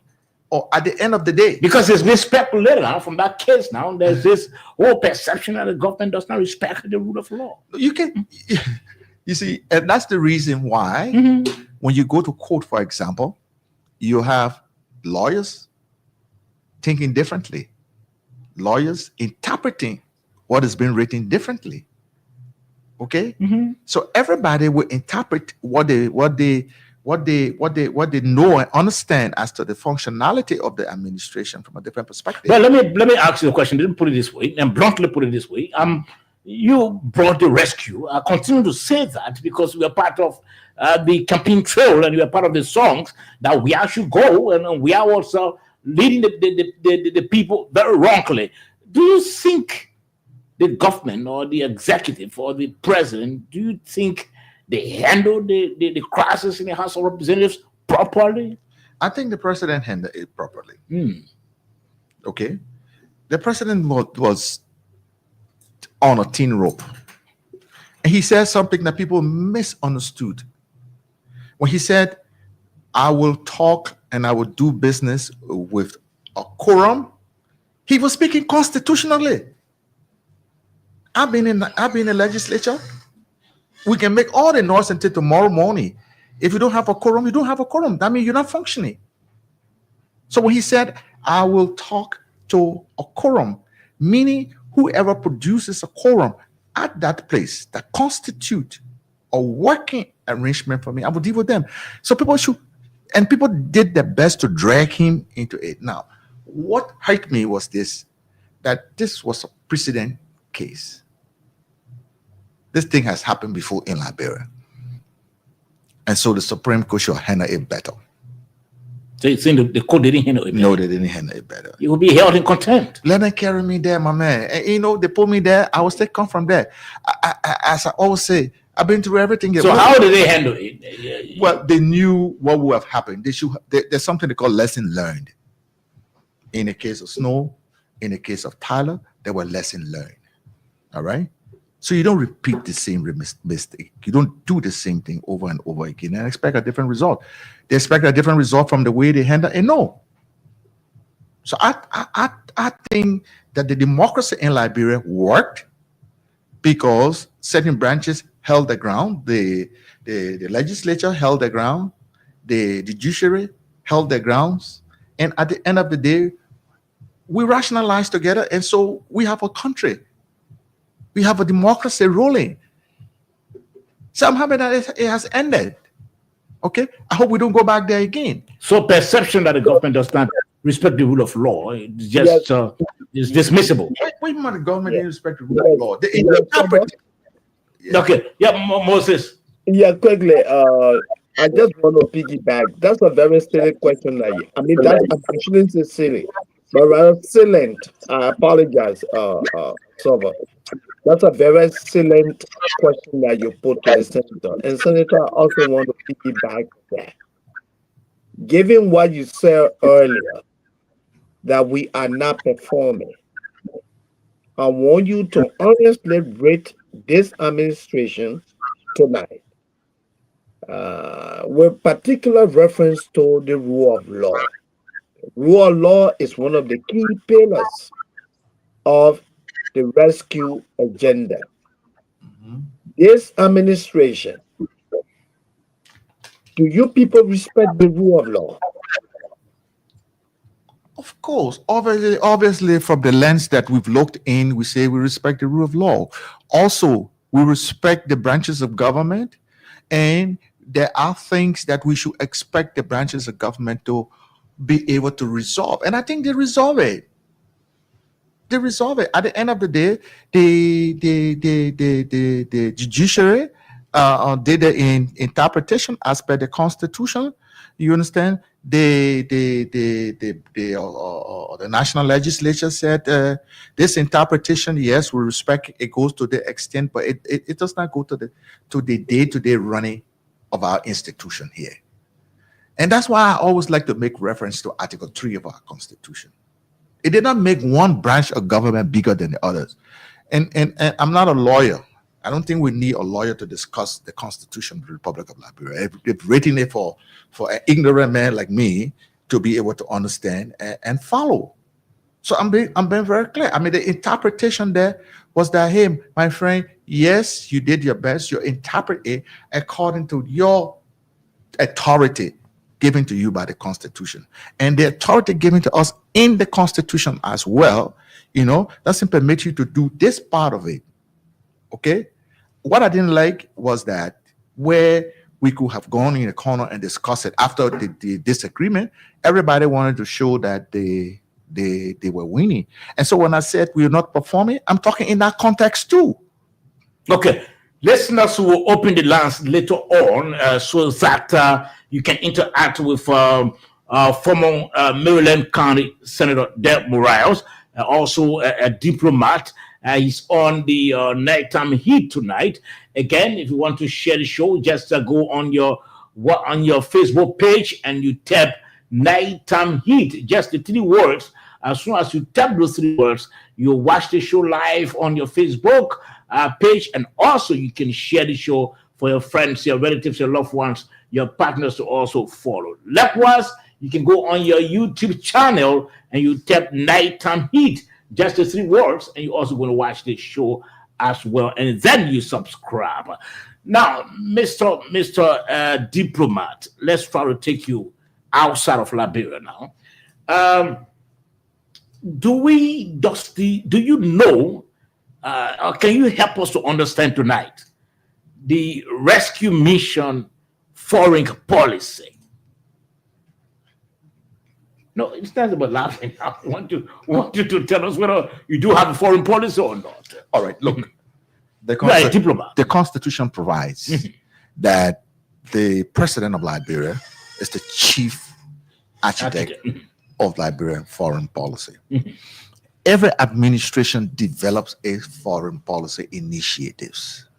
Okay, And the last time I checked, the president of Liberia, President Boyka, was completing the foreign policy initiative of his government. He was completing. He was completing.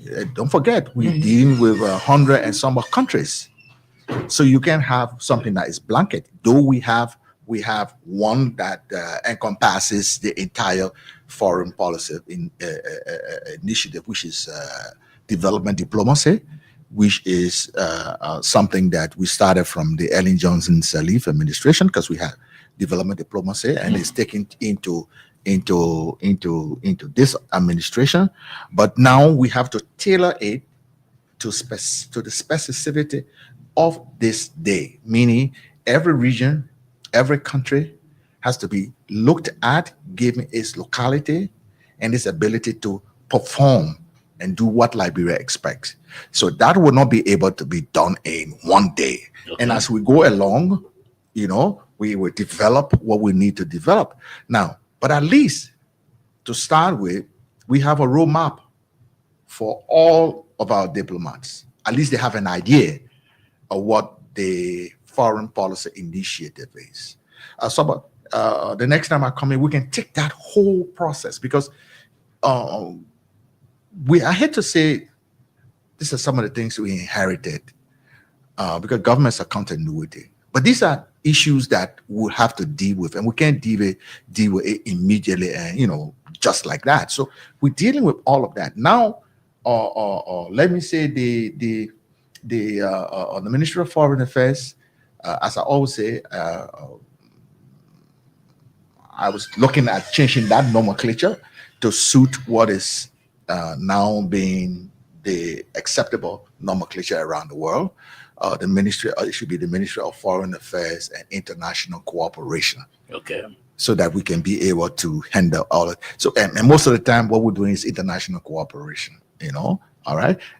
I mean, that's a whole school there. Mm-hmm. But we got the school of diplomacy at the Ministry of Foreign Affairs, and we're developing. I mean, there are lectures right now that addressing some of the issues.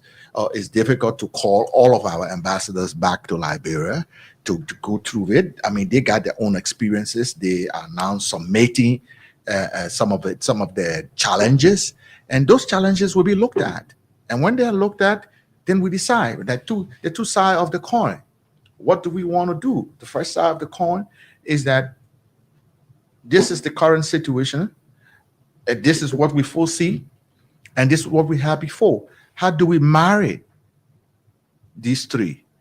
And I'm sure at the end of the day, we will have something good, but we have at least something that we are using as the roadmap, as as the initiative.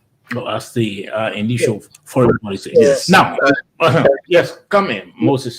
Yeah, okay, thank you, Osama. Former Senator Morales discussing the foreign policy. I want to take you to a recent situation which had to do with the 250 scholarship, the fake scholarship program initiated by the current Minister of Foreign Affairs, and that initiative was launched by President Joseph Yuma Boakai. Then it was reported that 250 Liberians would have benefited, to travel to Canada and the US, to seek advanced education. But everything turned out to be a fiasco. And not only turned out to be a fiasco, our people were duped financially. If you were the president of the Republic of Liberia, would you keep Cyril Basslow as foreign minister, having embarrassed you like this? Of course, I will keep Cyril Basslow. You know why I will keep Cyril Basslow? You know why I will keep her as minister? No, sir. All right. I will keep her as minister because up to now, Yes, there were missteps, there were mishaps along the road, but you can't lay everything to her doorsteps. And what has happened doesn't constitute or dismissal. Nobody is infallible. It's diplomacy. Sometimes you get overly excited when you are when you are giving these kinds of offer. Who doesn't want to see 250 Liberians go into the United States, or any other country to be able to foster their academic career? Everyone wants to see that. So sometimes this anxiety, this exuberance, when you are told these things, you move faster than the information is provided to you, the backup information. So when the backup information was finally provided, we got to realize that some of what we were told initially didn't match up to what we were told, at the particular time that we advanced this to the president. Now, what do you make of the current effort by the government through the Moses, I hope I was able to answer your question. Yes, you did. And sort of quickly, yes, you did. But Senator, as a career diplomat, and I'm sure we agree tonight that before these kind of negotiations are finalized, there will always be due diligence. A lot of work behind the scene. Do you know what it means when the president of the republic makes a pronouncement, and that pronouncement turns out to be a fiasco? And you're telling me and Moses, you're using a strong word. In diplomacy, we don't use that word. It was not a fiasco. It was not a fiasco. It was people were doomed. Liberians were doomed. Right. Those Liberians who were unfortunate to pay the money and they didn't get the money, they didn't get the money back after we realized, it was better to catch this right now than to have sent those students out there and they got that level of difficulty. I think we should be praising the government for being able to arrest the situation at the stage that it was, instead of making it, or something like that. So what we have done, what we have become criminal, was that those persons who have paid, if they didn't get a refund, then it becomes criminal. Then we deal with the individuals who handle it from that perspective. All right? Okay. So let's talk about our bid, Liberia's bid for a non-permanent seat at the United Nations. Do you think we're going to get there? Yes, I think so. You think so? I think so. Why are you so sure? Because, Liberia was the cradle of diplomacy in Africa. Don't forget, this country is about 100 and some more years. There's so many things that we have done successfully. Okay. But because we are not looking ourselves in the mirror, so we're not giving ourselves the pat on the back. But given the level of diplomacy and given the experience of the kind of diplomats that we have in Liberia, and those who look, for example, President Ellen Johnson Sirleaf is one of our strongest diplomats. For the first time in several years, we have living presidents now. George, we are a living president. Ellen Johnson Sirleaf, a living president. And I think we'll continue on that trajectory over a long period. And so we have these kind of diplomats. When we have an initiative like this, they will be able to sell it for us. I think we're being sold properly. I think since we left the United Nations with Angie Brooks Randall and the other people, we haven't gone back there at that level.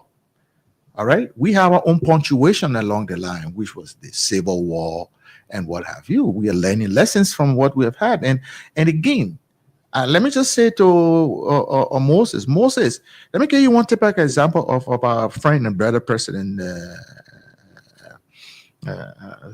Trump. President Trump said Garcia to El Salvador. All right. And the courts have ordered or mandated him to bring them back. He said they made a mistake in sending the person there, but they are negotiating it right now. That's how a functional democracy, a robust democracy works. So from the lens of other people, they say, oh, he's disrespecting the courts. From his lens, he will say, the courts cannot run foreign policy for me. We all have our line, of demarcation. This is where we are. So in a functional democracy, you have these kind of things going on. So, go ahead. Yeah. So I ask you the question about the possibility to achieving our bid, for a non-permanent seat. What could be some of the advantages, if at all, that happens for our country? I mean, what the benefits? Mm-hmm.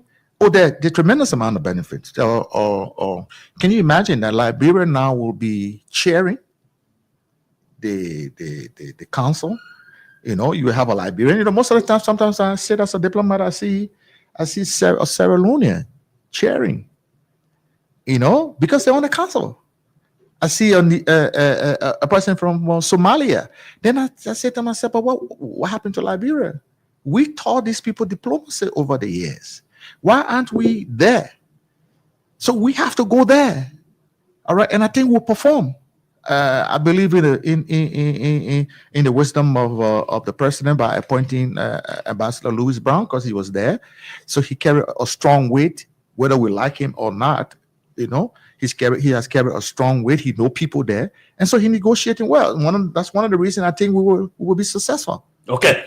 Now, Mr. Ambassador will be opening the line shortly. We just want you to. It's not a comparison analysis between WIA and Boyaka's administration. This time is wanting to do it between Madam Sirleaf, you work in her administration, and that of President Boyaka, who was then the vice president under Madam Sirleaf. What did Madam Sirleaf do in her first year to demonstrate to the electorates, to the people, that she meant well and she intended taking the country to where the people wanted her to take the country? That President Boyaka is not doing now. It's a difficult thing to do that comparative analysis. But then I was in her government, so that's the reason why I asked you. I can tell you clearly, there were challenges at the beginning of the day.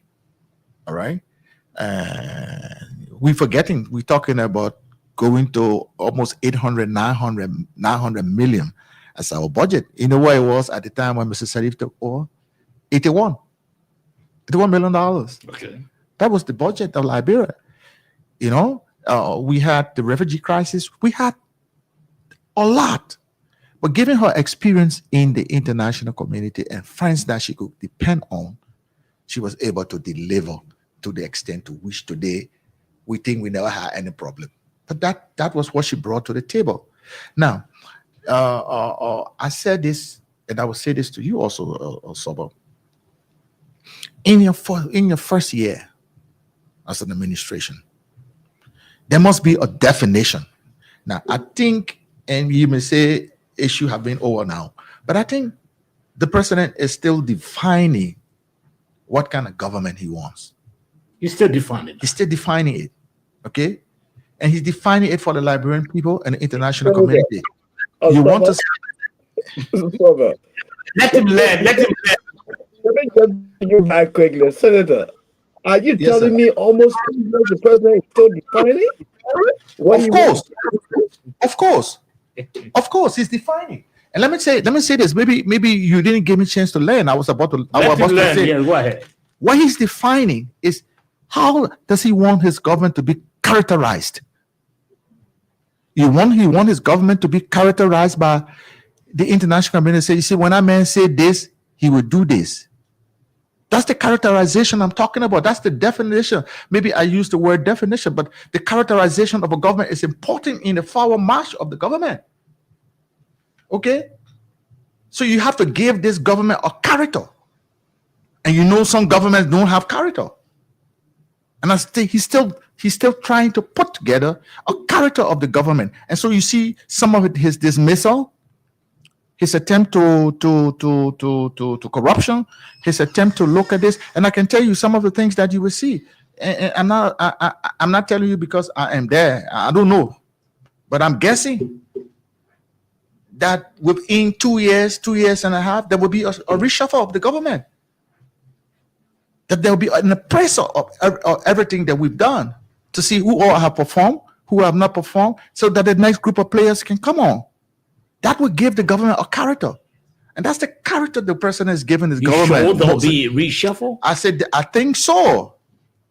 I'm surmising. Okay. I'm not sure. I'm not sure. Just by being on the train, am not sure. the rescue train. I'm not quoting anybody. I know nothing. I'm surmising, giving the trend and the path that where I see the characterization of the government. And that's what I wanted to say, Moses, that the president is giving this government a character. And I'm sure by the time we do our next budget, this government will have a character. No. You will be able to see the government as the government can talk through, or the government can lie. This government was performing, now it was not performing, now it's performing. Those are the kind of characteristics I'm looking at. When the real characters come aboard. When the real characters. Including Demorai. Okay. Demorai. Okay. Now, let me ask you a question for Obidi Lance. I think Moses will ask his last question as well.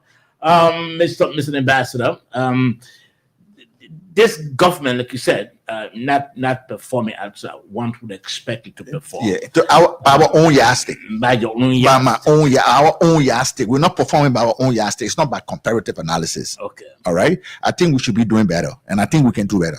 Okay. You think you can do better? Moses can come in quickly. Look, so this is a very interesting discussion that Senator Morales, I appreciate the honesty. You know, it takes few people to do what you are doing. I got media colleagues because the same perspective which you have, the way you're looking at things in Liberia. There are people in Liberia that don't even want to bother with someone now because we hold similar view. Hey, these people are not measuring up. So if you can muster that courage to come tonight and say that, I think we should applaud you for that. But we need to do better. We need to hold ourselves accountable. I want to tell you, thank you for that. But, okay, so yeah, go ahead. Go ahead. Let's start there. Yeah. Let's try to open the lines quickly. 0778 460 793. Again, 0778 460 793. That's the number to call, and you are live. You are in the diaspora. You want to call the international line. It's just right on the screen, so you can call your line. You can call the phone now and participate. We have in studio the Ambassador Dem Riles. He's our guest tonight, and of course, he's been speaking his mind at 0778 460 793. Again, 0778 460 793. That's the numbers to call. The number to call, and you are live on Nighttime Heat tonight. When your calls to floating, Ambassador Morales is here, and of course, you're going to answer to your questions or whatever. You can make your comments by putting your calls on 0778 460 793. Again, 0778 460 793. Good evening. Yes, good evening. Thank you. Okay. This is Pascal TV. Okay, Pascal, let's hear from you. Yeah, we're doing great. And let me say hello to the former senator. I've got concern who in this very historic site. So, I'm performing as you have here, all of us. And I think it's a big trouble from my you to correct the wrong, and that people will see the condemnation of the rescue who were deceived. And then we start. So for you to hear you say they're not performing on that way, there's something of an international sense.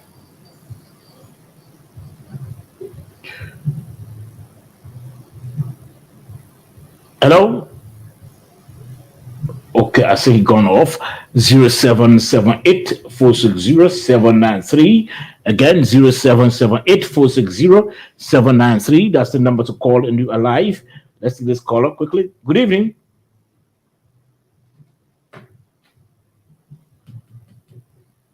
Good evening. Oh, yes. Let's hear from you. This is the voice of Archivist Jeremiah Tigger Cooper, and I just joined this evening from Stephen Island over Estate. Okay. I listened to the former senator and he spoke what he made the point, but my was how to do it when he has been very economical with what he said. He shared a certain point at the government performance, but he's not definite. He refused to be definite as it relates to performances and what they're saying, and he feels saying. As it relates to the issue of them being obedient to the rule of law, I think that is a contradiction because this government is noted for violating the rule of law. That is why he made them to play in the MC combat challenge. In the rule of law, that indicator, all of the 20 indicators in the combat, they fail in three major ones: the rule of law, good government, and that of control corruption. If you look at those indicators, you see that they are very well cardinal. So they are still at some point. So you need to be definite because we are living on it, still minded people. So let me be definite and tell us where are these government people so that can be able to perform. Because those who are in those positions, if we didn't call their name, we wouldn't be able to know that they are failing. But when their name is not in the public, now they can have an appreciated understanding of how they are feeling massive as it relates to their performances. So there's no planning for the time at this period. Okay. Many thanks. We really appreciate your time. Let's take another call on the line quickly. This caller is gone. 0778-460-793. That's the number to call. Again, 0778-460-793. That's the number to call, and you are live right here on the Nighttime Heat. Again, 0778-460-793. Call that number, and you are live on the program. You can also share the show on your phone. Just tap, go on your Facebook page and tap Nighttime Heat. You share the show as well. Or your YouTube channel, you can just go to the search and you tap Nighttime Heat and you subscribe. Again, 0778-460-793. That's the number to call, and you are live. Let's take this call on the line. Hello? Yeah, let's hear from you quickly. Thank you. Let me say good evening to Moses. This is Puyo. Okay. In a journalist conversation. Well, thank you. Let me say good evening to Senator Dario Rayo and thank you for his late deliberation. I appreciate it so much. But I think I would agree with you when you say that the government needs to double up and the government needs to do more. It is true that the government needs to do more because the government is governed by human. In as much as the Bible says that there is no man in fact there was an error in being all of us are human and we can make some mistakes, right? So in as much as the government is governed by human, it is obvious that mistakes will be there. But the issue about that is to recognize the mistakes, to correct it, and do it better way. So I agree with him, but tell me, I want you to be specific on this, specific that is not performing, for which part of the government, like for me, I may say the civil servant, he's talking about the bread and butter issue. Bread and butter issue can be addressed by the regular payment of civil servants so that they can be able to buy from the business people, and that can also do the bread and butter issue of the common people and the constant payment right of the civil servant. So that also addresses the bread and butter issues. So you look at also the tapping up of certain civil servants, like the teachers, the securities, and the nurses, that now the finance administration has tapped up, though it has not reached to the level that it's supposed to be, but the Ministry of Finance has tried to tap all those people salary. I think that can also contribute to the bread and butter issue. So I think the government is making some strides in some area, But for me, I want you to be specific on which part of the government that is not performing that need to do more, and which one that have done more and have done better for the Liberian people. Thank you. Okay, many thanks. Let's take another call on the line. Good evening. Good evening. Yeah, let's hear from you. How you do? Yes, go ahead. I'm Loswa calling from I am Patrick, and I want to say hats off to the former senator, the former ambassador, Honorable Thomas, and at least key in lately. But this government, we know oil is not very important, but we know they are making sure. But I want to find out, Honorable Thomas, since you left the representative, what is not fully now? What are you doing in Maryland? Are you giving back to the empowerment or other things? I really want to know. Thank you very much. Okay, I think you said that earlier. Let's take additional calls. Good evening. Saba, good evening. Yes, good evening, sir. Come on, I speak from Bushwa Island. My name is Pony. Let's hear from you, Pony. And I think tonight you have brought in a very experienced, qualified, articulative, erudite, and outspoken guest, a diplomat this evening. If you followed Senator Morales, even there were lawyers abroad at the Supreme Court case that you have a precedent case. The Supreme Court, you don't go in depth to the legislature. You see, Richard Kuna, the day Kun lost majority, he's finished. In fact, for nothing, I've not said no precedent. The day Richard Kun or any speaker lost, you can get 37 to get a quorum. You're in trouble. Because even if the court referred to you as legitimate, but you're unable to get 37 to do business, that speaker is in trouble. Can court solve that problem? The experienced senator just told you, the diplomat just told you, it has to be settled among themselves because it's more political than legal. Soba is a journalist, but he doesn't have a microphone. He doesn't have a pen. He doesn't have a paper. He doesn't have, what can Soba do? So that was a precedent case, and we expected the Supreme Court. That's why you see lawyers are giving a dissent. Now that we don't respect their ruling, it's obvious that you got to respect the ruling, but there are so many dissent. Okay. Having said that, I would like to close on this. The ambassador said something very important, and your man Moses is not grabbing it. When I was in American school, when I bring 80, my father is angry. He said, I should do better. It doesn't mean I'm failing.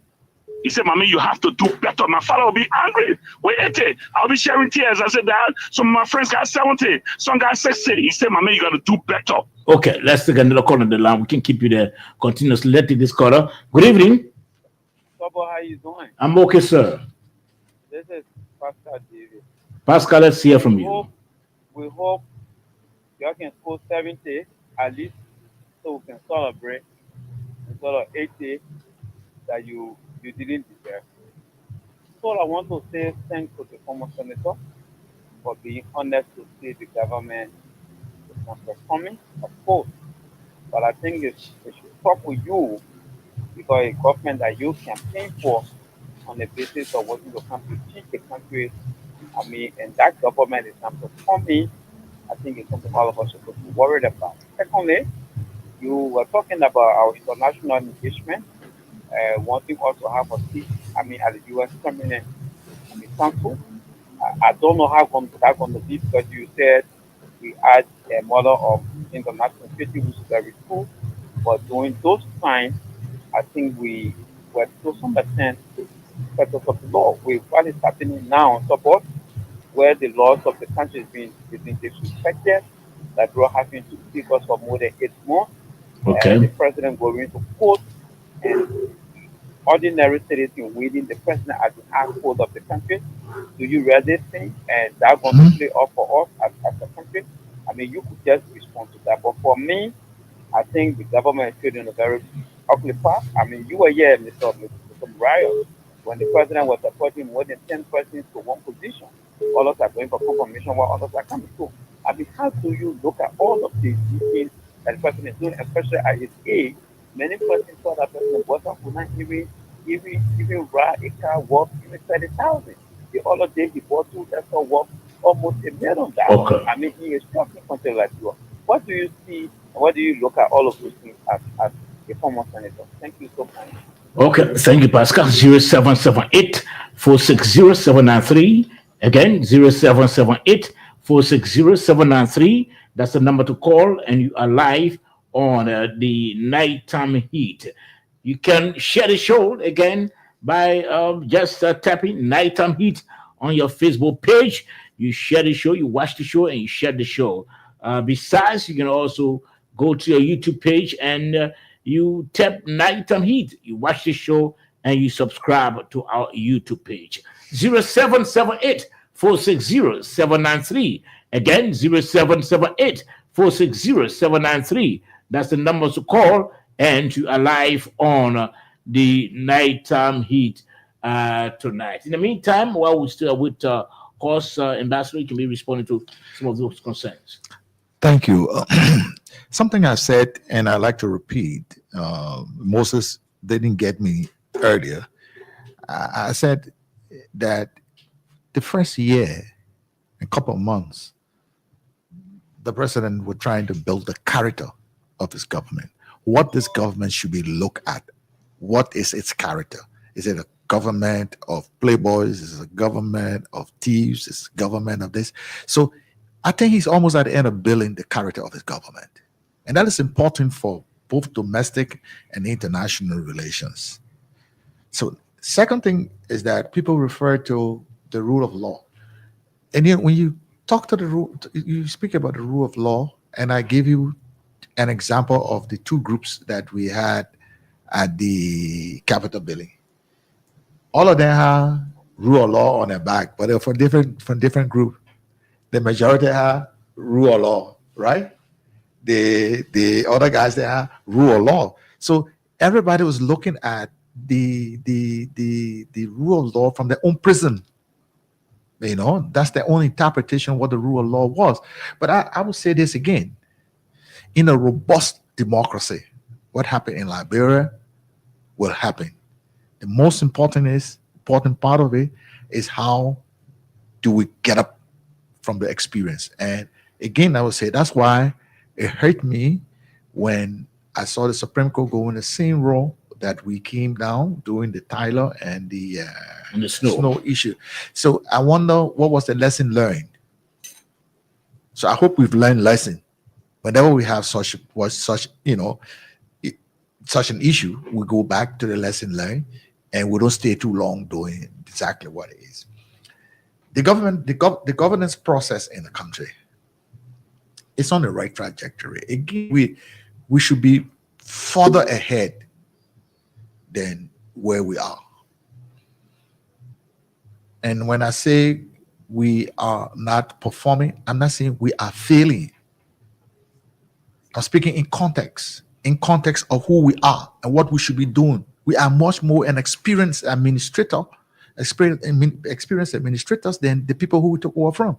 So we shouldn't be on our same level. We should be farther than that. And this is what I'm emphasizing. That all of us gotta, take the gloves off our hands and work, because we have to deal with the bread and butter issue. The perception ratio of the country is not in our favor. You go on the other side, these beautiful things that we say here with respect to the macroeconomics and all of that, we say that to our international collaborators, our donors and what have you. They understand our language. The language our people understand in the market and other places is the happiness and or unhappiness. If they're happy, we are successful. If they're not happy, we're not successful. And that's what we need to look at and start trying to pat ourselves on the back and say, oh, we're doing well, we're doing well, we're doing well, we're doing well, we're doing well. No. I think sometimes you got to stop and say, look where I am. How far have I gone? Am I performing to the expectation of our people? Am I performing to my own expectation? And I think Puni made a salient point that some people think 70 is passing, and so they celebrate 70. Others say 70 is failure. When you see 70, you see, my man, I'm paying your school fee. You're not sleeping in darkness. You're not doing this. You should be making 80 and 90. You should be on principal's list. So that's in that context I'm speaking. But some people just want to hear me say, oh, we're failing. Oh, you want to hear the negativity of what we do. I don't have to use their diction. I don't have to use what they expect me to say. I'm going to speak honestly to how I feel, and I will stand by it any day. Okay. You had another caller asking about the vehicle bought by the president, I think. That's a shameful thing. Look, how you know that the president vehicle is expensive or it's not expensive? How do you know? You see the president with a vehicle today. You're not taking into context why your president should ride such a vehicle. That's the context I will speak in. You have to speak in the context. Look, when you are president, you elected or we elected him as president, so we have to dress him properly. He will not ride a bicycle. Even if he wants to ride a bicycle, we'll tell you can't ride a bicycle. You have to ride something better. And so we're giving a president what he deserves. It's not his property. So I don't understand what all the noise is about. It's not his personal property. It's a property when he's leaving as president, he will leave it back here. Okay? If he had bought a personal property for himself, then we say it's an expensive vehicle. And I can tell you something. Some of the amount you hear, that's also untrue. I don't want to use the word a lot. Okay. And I repeat, and I'll go on record again to say here this night, we must stop criticizing only because we want an administration to fail. We gotta be honest in our criticism. Okay, so finally from my end, before my colleague can come, Moses, I can remember, Mr. Ambassador Demarile, the 6 years of former President Weah was a year of pressure that the opposition then, the Unity Party and others, brought on him. The 6 years he didn't have rest. It was when you heard about bring back our money protests and protest upon protest upon protests. We understand that there's a protest that's in the offing out of around the 17th of June or something. Do you think, Mr. Ambassador, considering what's happening on the ground and with the international eyes looking at us as well, do you think any protest by the opposition is justified now? Well, the people are exercising their constitutional right. You can stop them. It must be done within the framework of the Constitution. That's all. You wouldn't put a stigma on your government? No. I think it gave your government a plus. If people can say that, look, in Liberia, people can express themselves orderly. But have you seen any protests since you came to power? Have you seen any protests that ended orderly and peaceful without people being arrested and injured? Have you seen any protests? An arrest is part of a protest. Definitely, when you protest, somebody got to be people arrested. Being injured as well. It's part of the protest. It's part of the protest. It was so. So you support police brutality against It's not. protesters. No. It's not police brutality. Police is exercising what is constitutionally theirs. Okay. Under the law. Then when you come to protest, where your protest stops is where my freedom starts. So definitely that thin line is what the police or what the security forces are monitoring.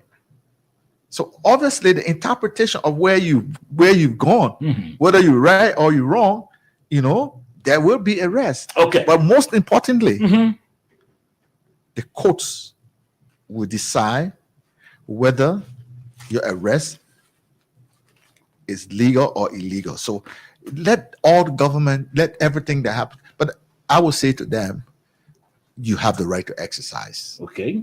To exercise your constitutional authority. And I think we should give people the chance to exercise their constitutional authority within the constitutional framework and the laws of Liberia. If the laws of Liberia request you to get a permission, please get a permission. Moses, if you do have a final question or your comment, so we can quit. I know we can call it a quit and then we move on. Yeah, I just want to tell this former senator, thank you again for coming, Senator. But before you leave, I want to give you something that you should reflect on. Your direct quote when you initially opened up was that what we have is not what I would like to preach. And anyone who listen to that statement implied that you were saying that this administration is not meeting expectations. And if the administration is not meeting expectations, the statement also implies that the administration is literally failing, and you hold yourself accountable for that. So for you to tell us that, oh well, when you say we're not meeting expectation, or I'm not proud of what we have, it's not a failure, then we are confused, Senator. If you can just better explain that for the people listening to you tonight, because you made a very profound statement, and for you to try to walk it back, it's a little bit difficult. Okay, Moses, I'm not walking it back. It is your interpretation you've given to a sentence in a paragraph. You can be a fundamentalist and only take one line of an entire summary and stick on it. Again, I go back to what I said when I sat in here. I said, from where we are, it's not something that I want to praise. And then I went on to say and explain to you why I said that. In the layman's term, as you want me to put it, again, as I said, I will say what Pony tried. He broke it down for me, and I want to thank him for that. In a layman's term, we will speak in context. The guy from West Point who's going through this, the most stringent of all, hunger. He's not eating. He got to go to school the next morning. You don't expect him under that condition to make 70. But the guy who is getting virtually everything, lights, eating, everything, no bus shoes, you don't expect him to make 70, expect him to make 80, 90, go on principal list. That is the context that I have spoken in, and I will continue to emphasize that I say we could be doing better. We want to see us making, using our own yardstick, 80, 90, 100, and not comparing ourselves down the 70 line and patting ourselves on the back and say it's all well. No, I disagree.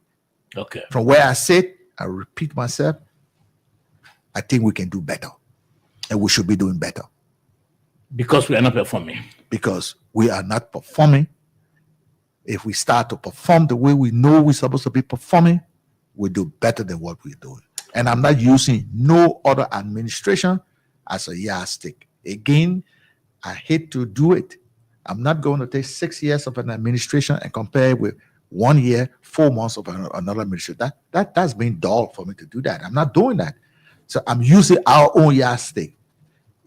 What is referred to as the perception ratio, the way the people perceive us to be, is what I've spoken to. Mr. Ambassador, thank you very much for taking time off your busy schedule to come. Thank you, Sabo. And I'll come again. I know. Next time we'll speak on something else. Surely. The time was very short. No, you had a very long time. No. Because I what I did. We started at 8:34. I jumped over a lot of things. I could have expatiate. Okay. Better on other things. Another time you'll come. Rest assured. Moses, your parting comment? Yes, I want to tell the Senator, thank you for coming. And Saba, it was indeed a pleasure. And I look forward to coming back on Monday. Okay, Moses, thank you very much. Let's call a few names before we go. Vinicius G.R.B. He was watching, he didn't see. Ophelia S. George watching from home. Robert Richards from Louisville.